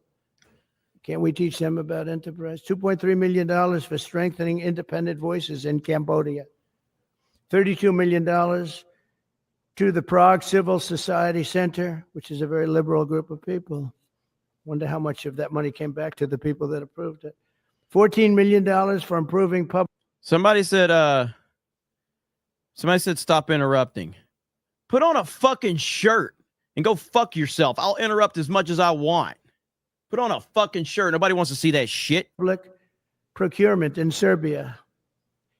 $486 million to the Consortium for Elections and Political Process Strengthening, including $22 million you have a shirt for off? inclusive and participatory political process in Moldova, and $21 million for voter turnout in India. Well, why are we giving $21 million to India? They got a lot of money. They're one of the highest taxing countries in the world in terms of us. We can hardly get in there because their tariffs are so high. I have a lot of respect for India. I have a lot of respect for the prime minister. He just left, as you know, 2 days ago. But we're giving $21 million for voter turnout. It's voter turnout in India. What about like voter turnout here? Oh, we've done that, I guess. We did 500 million, didn't we? It's called the lock boxes. $20 million for fiscal federalism in Nepal. Damn it, Listen to these numbers. This is all fraud. $19 million for biodiversity conservation in Nepal. $1.5 million for voter confidence. We want to give them confidence in Liberia. $14 million for social cohesion in Mali. This is insane. $2.5 million for inclusive democracies in South Africa. $47 million for improving learning outcomes in Asia. Asia's doing very well. Yeah. They're doing a lot better than we do in the schools, aren't they? $2 million to develop sustainable recycling models to increase socioeconomic cohesion among marginalized communities in Kosovo and Eskali and in Egypt. We're talking about hundreds of billions of dollars. I could, by the way, I could read this all day long. I could go on all day long, and you'll see hundreds of billions of dollars. And we would have never known about any of it. All of your money going down the drain, all of your money being spent on all of this bullshit that's not helping America, that's not helping this country, that's not helping, your families, not doing anything for us. And they're just sending this money all over the fucking place so they can push narratives and push bullshit. Here we are, So, I'm blown away that we're learning about this so quickly. Here's another one from earlier. Here we go. But the Associated Press just refuses to go with what the law is and what is taking place. It's called the Gulf of America now. It's not called the Gulf of Mexico any longer. I have the right to do it just like we have the right to do Mount McKinley, and nobody's even challenging that. But only essentially, it's primarily the Associated Press. And I don't know what they're doing, but I just say that we're going to keep them out until such time as they agree that it's the Gulf of America. We're very proud of this country, and we want it to be the Gulf of America. But Simple as that. Simple as that. And the AP clearly can't handle that. So the AP is going to continue to cry and continue to whine. So they won't, and they can do that. I appreciate their tears. I greatly do. Let me see. Got that one. Oh my God. Like some of these fucking people. Look at this shit. These people are coping hard. The president we could have had. Drop a heart and repost if you're proudly voted for Kamala Harris. Good Lord. The cope is out of control. Unbelievable. I don't know if you guys remember this one, but this is from a while back. But right here, you're going to love this one if you haven't seen it. This memo. You're not the author, but you signed the memo. Yes, a zero tolerance memo. So you provided the official recommendation to Secretary Nielsen on for the United States to pursue family separation. I gave Secretary Nielsen numerous recommendations on how to secure the border and save lives. But it says here that you gave her numerous options, but the recommendation was option 3, family separation. What I'm saying, this is not the only paper where we've given the Secretary numerous options to secure the border and save lives. And so the recommendation of the many that you recommended family separation. I recommended zero tolerance. Which includes family separation. The same as is with every U.S. citizen parent gets arrested when they're with a child. Zero tolerance was interpreted as the policy that separated children from their If I get arrested for DUI and I have a young child in the car, I'm going to be separated. When I was a police officer in New York and I arrested a father for domestic violence, I separated that father Mr. from his Holman, family. with all due respect, legal asylees are not charged with any crime. When you're into the country illegally, it's violation 8 United States Code 1325. Seeking asylum is legal. If you want to seek asylum, you go through the port of entry, do it the legal way. The Attorney General of the United States has made that clear. Okay. Shut up. Shut your ass up, AOC. Nobody likes you. Go make us a sandwich, AOC. That's all we want from you. Just make us a sandwich and shut up. And if you could do that, we would all be completely okay with you. We would have no problem with you whatsoever. All right? That's it. Let's see here. Where's this at? There was one more clip that I wanted to show you guys. What is this? Wait, Chris Matthews is still alive? Chris Matthews is still alive? Is this new? There's no way. Is this new? Yeah.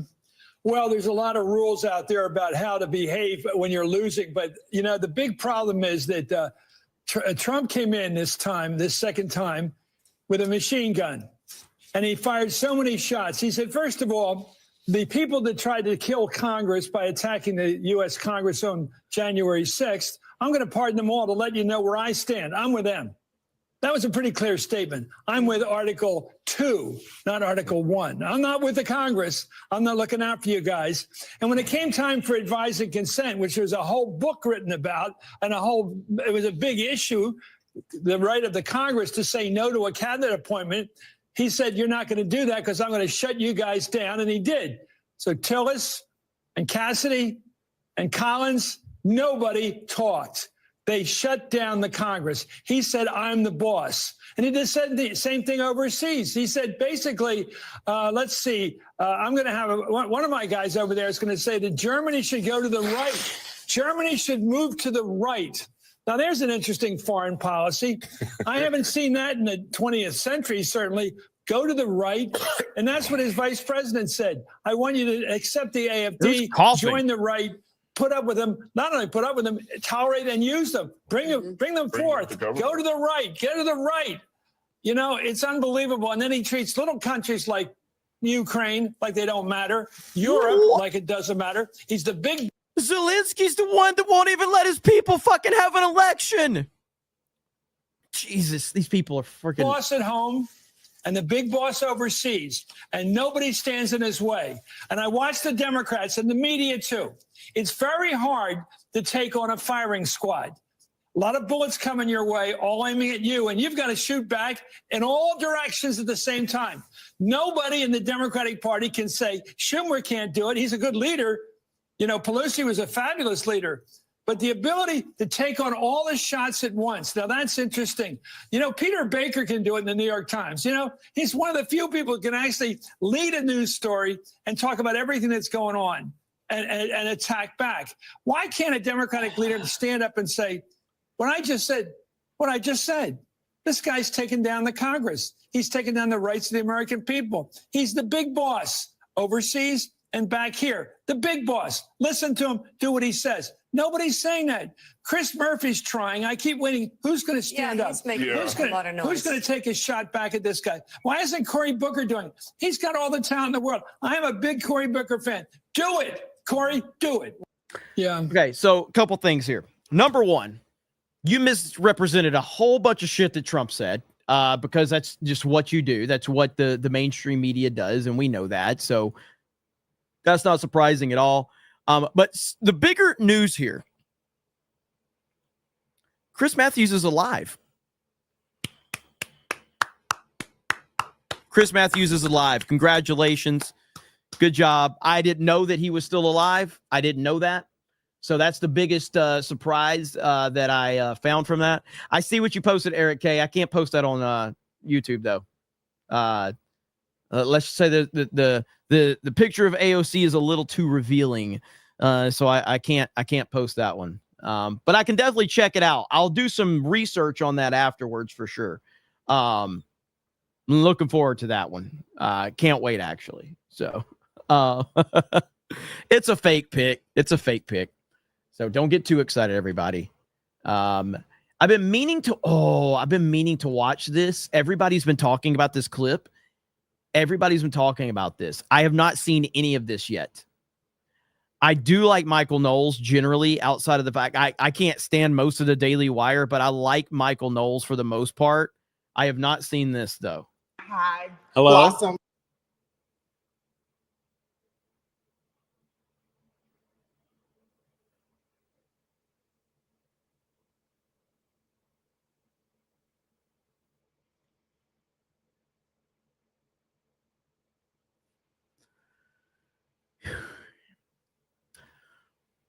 Boys, we're gonna have to prepare. So let's cleanse our minds really quick, because we're gonna need to prepare. Okay, we're gonna need to prepare.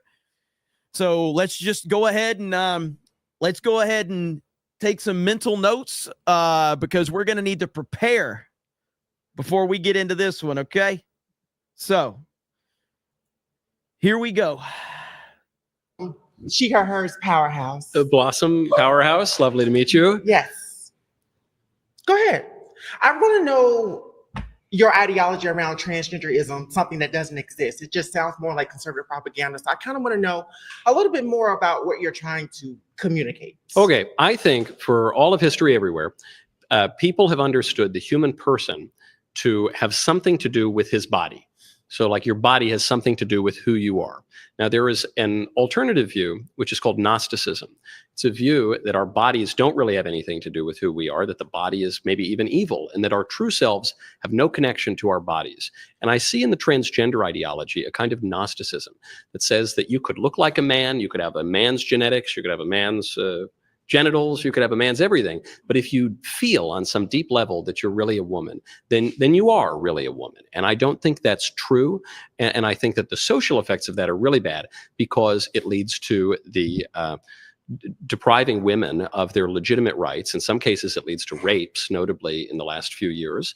And it also leads to women losing their sports competitions and their scholarships, and it's just disordered and false. And it also leads to more people adopting this identity, which leads to very high rates of anxiety, depression, and suicide. So it's bad for everyone, and it's not grounded in reality. Oh, I agree with everything you said. Say sometimes. I don't think you even understand what you say, because when we talk about these rape cases of women in the restroom, they're coming from cis men like you. So let's be very clear. No, where it's that's coming not from. true. In Oh, 20 it's in very, very- 2021. Excuse me, do not interrupt a black Well, I'm trans just woman when she's I'm speaking. just trying to Do correct not you. interrupt Well, I a would black never trans woman I when would she's I would speaking. never No, no, interrupt no, a black no, woman. No, thank you. You made Here's the thing about me as a black trans woman. I am not a threat to cis women, and I think it is harmful that you are going around here spewing that rhetoric, weaponizing this rhetoric against trans people. Weaponizing facts. Transgenderism does not exist.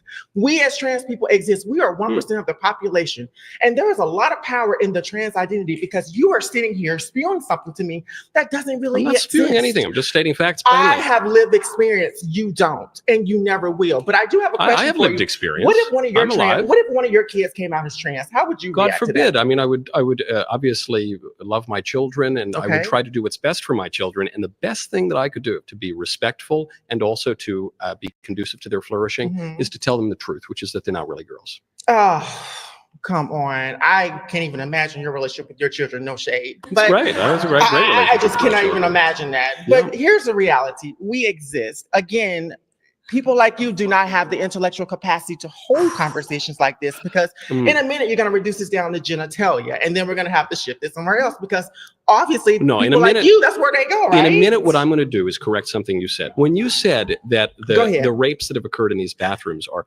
cis men. White cis men, I should say, Yeah, actually. that isn't true. Loudoun County, 2021, the big case that actually ended up flipping the state was because there was a boy who wore a skirt, went into the girl's bathroom and raped a girl in a particularly hideous way. And do you know what happened? Hold on, don't cut me off. You said you wouldn't. A cis boy.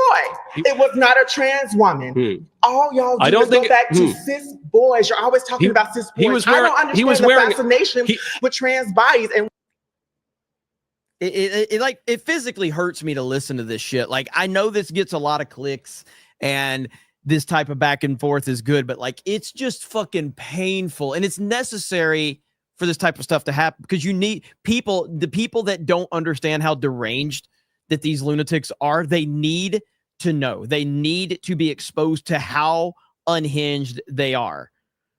I mean, I've shown this one a few times, but like, you know, here you go. You need to settle down and mind your business, okay? Ma'am, once again, ma'am. I said both of you. No, you said sir. Once again, it's ma'am. I actually said both of you guys. It was a general. Right beforehand, you fucking said sir. Sir? Okay. Motherfucker, take it outside. If you want to call me sir again, I will show you a fucking sir. I apologize. Motherfucker. I apologize now. Whew. What's happening in the bathroom? It is mostly happening. I think from you're white cis filibustering because you men. don't want me to tell you what happened in the filibuster bathroom. who? Me. I think you're Oh, filibustering. child, me. no. I think that you're No. distracting from the fact that a boy wearing a skirt in a girl's A bathroom boy, raped a girl. but not a trans woman. Well, there's no such thing as a trans woman. Oh, yes, so it is. that's You're looking at one right now. I'm looking You're at. looking at me I'm right looking now. at with lived experience. I'm looking with at a- lived experience. I'm- You are looking at a trans woman who has been transitioning for over 20 years, who Yeah. has lived experience. Yes, You're but- talking to but an your activist here. but your You're identity talking to a is not debater here. grounded You're in talking to somebody reality. that's extreme. Oh, I am I'm not ta- reality. I'm not really talking In to your anyone 'cause head, you keep I'm not. talking over in me. your head, I'm not, but I am in reality. Yeah. I'm here in front of you right now talking to you. You're confused Because about your you identity. know you are confused I'm not at the fact that you don't really have any talking points right now You- because I'm then why aren't you letting me You speak? really don't. If I have nothing to say, Take me why on aren't your you letting show. me Put me speak? on your show. I- How about that? Then it would become your show, I think. Oh, put me on your show. So he's so toxic and he's so terrible, yet all you want to do is get in front of his audience. Look at these clowns. Oh yeah, I should have a show. I Yeah. should have a show. In But go ahead. 2018, there were 2 rapes in bathrooms, and one in Wisconsin, one in Georgia. From men, also cis because men, of the say it. transgender identity. But say it, cis men. If you're cis men. if you're going to describe a boy who wears a skirt and goes into a girl's bathroom No, as you a are. cis man, no, I didn't. No, you are. This is the example that you run to. Past that, you have nothing. I've just given you 3 have examples. nothing. I've given you 3 You have examples in nothing. recent years. You don't. You've Well, been that's struggling this entire news to time. me. Have I? Yeah, you have. I think And I love the it. trans lady doth protest too much, methinks. Bye. Goodbye. Perhaps I'll see you on my show. Yes, invite me. Yeah. Get my email. Tell your people to get my email address. How about Sure, that? yeah.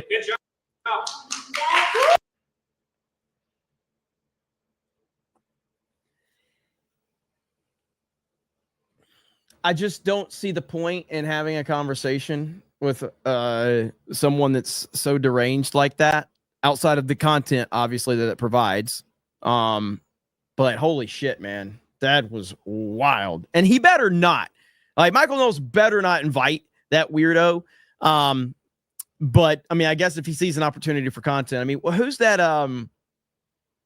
Who's the OnlyFans chick that he's had a couple of interviews with? That is, in my opinion, she's a complete fake, a complete fraud. I'm trying to remember her name. He's had her on a few times. She was the redheaded chick. Nala, that's it. Nala, yeah. So he brought her back for a second time because it got him a ton of clicks. And again, no hate at all. I think Michael Knowles does a good job, but I think that chick is a fake. I don't believe her at all. So if you don't know who I'm talking about, it's this OnlyFans girl that I think she was one of the biggest on the platform. She went super viral and she was making millions of dollars. And then suddenly she like becomes a Christian, like really quickly. And a lot of people second guessed it, said, oh, she's BSing. She's married now. She's quit OnlyFans apparently, but I don't believe her at all, because she has had some other videos that you can tell she's kind of leaning into it. I just don't. There was this one video of her. Let me see if I could find. It was like she was like she did a TikTok not too long ago. What's her last name? Nala Ray, is that it? Let's see here. Nala Ray. It was like a cooking video or something. Let's see here. Is this it? No.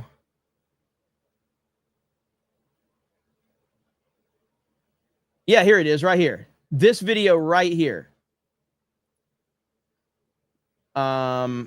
Here we go. This video. Okay. So she uploads this. Tell me, like, do you think this chick is actually like a born again Christian and she's trying to like change her life? Because this is very recent. Fly me to I can't play the audio. I can't play the audio. This chick apparently is a born again Christian who's trying to move on from her OnlyFans life. Okay. Just watch. Just watch.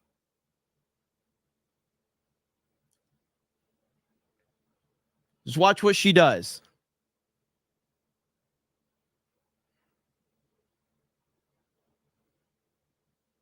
I mean, come on. Just keep watching. Watch what she does with the roller.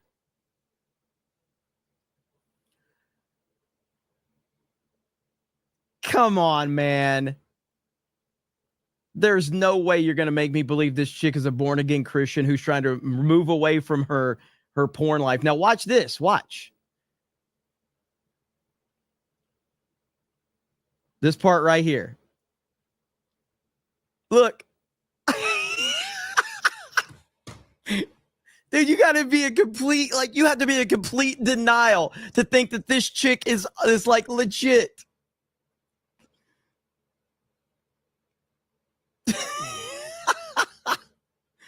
Come on, man.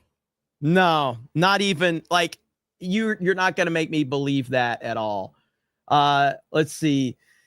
So here's Dom Luker, who says former OnlyFans star Nala Ray turned Christian is under backlash across the internet after uploading this video of her cooking food. Viewers suggest that Nala is using sexual mannerisms to entice male viewers. Some viewers also noticed the way into focus of the glaze and cinnamon rolls look suspicious. So I ain't buying it at all. So, Lisa says, I'm disappointed in you, Jeremy. What did I do? What did I do?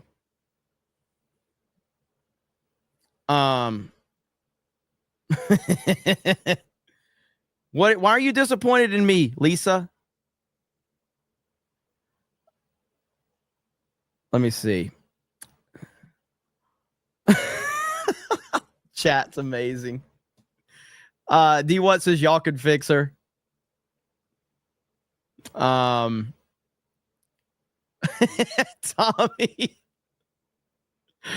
Eric K says we're all disappointed daily. This is true. I mean, come on. Let's see. The Under Armour Gamer says Whoopi is so fat she doesn't need an armor car. That's true. Brian Stewart says Jeremy Ripa argument. I'll wait. Asmongold's take. Porg says, let's see. Daphne Keene's sexy ass said she was starstruck with Mark Hamill and wanted to follow him around on the red carpet. Hopefully she didn't follow him into his dressing room. It's on her Instagram. That's kind of scary. That is kind of scary. Jeremy only wants to see women fully clothed and head covered. I mean, I can promise you that's not the case.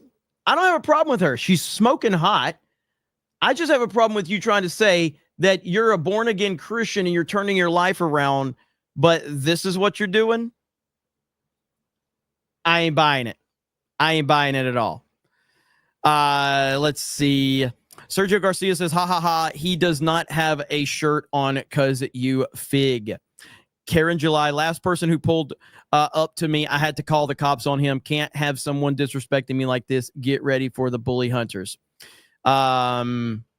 Mitchell Field says, no one wants to see you without a shirt. Meanwhile, Jeremy highlights the non-super chat for a better look. Sean Green says, did you see Kamala's Broadway clip? Please play Hell 199. I did not see that one.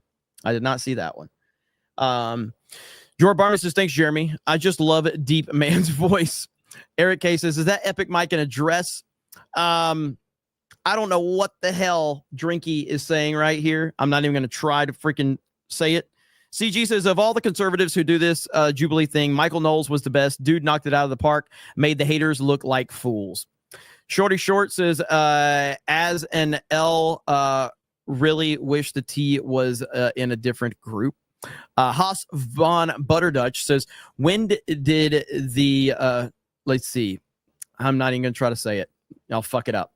J Beck says, tell Big Mick to stop going on these shows. I got to be careful with some of the shit y'all are saying in these chats. Hope says 20 years of transitioning. God makes woman in 9 months. Jeremy spanks the monkey to Amish butter churning. Granola Grin says AOC can't make a sandwich, but she can pour a beer. Haas von Butterdutch says, watch the last episode of whatever Nala was on. Andrew Wilson, her and her husband get into it. You'll see there she's using religion to grift. I mean, that's what it seems like to me. It doesn't seem legit. I don't really care. I'm not offended by it. I mean, the same people that are listen, this Nala chick can do whatever she wants with on the internet. I don't care. If people are choosing to give her money, go for it. People gave the Hawk to a girl money. Okay. People gave the Hawk to a girl money. Not my business. People will give people money. I don't feel sorry for anybody that gave the Hawk to a girl money, by the way. I'm sorry. I just don't. If you're willing to give the Hawk to a girl money for her Hawk to a coin, that's on you. I don't feel sorry for you at all. Just like I don't feel sorry for people that gave Logan Paul money for his whatever the fuck crypto zoo thing he did or whatever. It was not her idea. I don't understand that. How is that? How was it not her idea when she promoted it and uploaded a video promoting it? I don't really understand that. Joshua Miller says, Jeremy is subscribed to Beardo's Bird Leg Fools Only. Love you, brother. Grift on. Thank you. All right, we're going to call it there because it's been, how many streams did I do? Did I do 3 or 4 today? I did 3. So, and you know, my social battery's running low, guys. But I've had a lot of fun. Kash Patel hearing. I'll be live again tomorrow. And then we also have gaming tomorrow. So I'll be live earlier than normal tomorrow night for CobraCast. And then we have gaming tomorrow night after that. And then, of course, Thursday is the Kash Patel day. I'm looking forward to that. That's going to be huge. And then, of course, we'll be live Friday night after Friday Night Tights. A busy, busy time. 5 days a week CobraCast. I said I was going to do it 5 days a week. That's what we're trying to stay committed to. So I do appreciate it. Coming soon, D-Day Cobra Coin. No. Flag Ninja says AOC wants Elon's Falcon Heavy to splash land in her Gulf of America. And with that, we're going to call it a night. You guys have a great evening. Thank you very much for checking out this video, and we will talk to you later.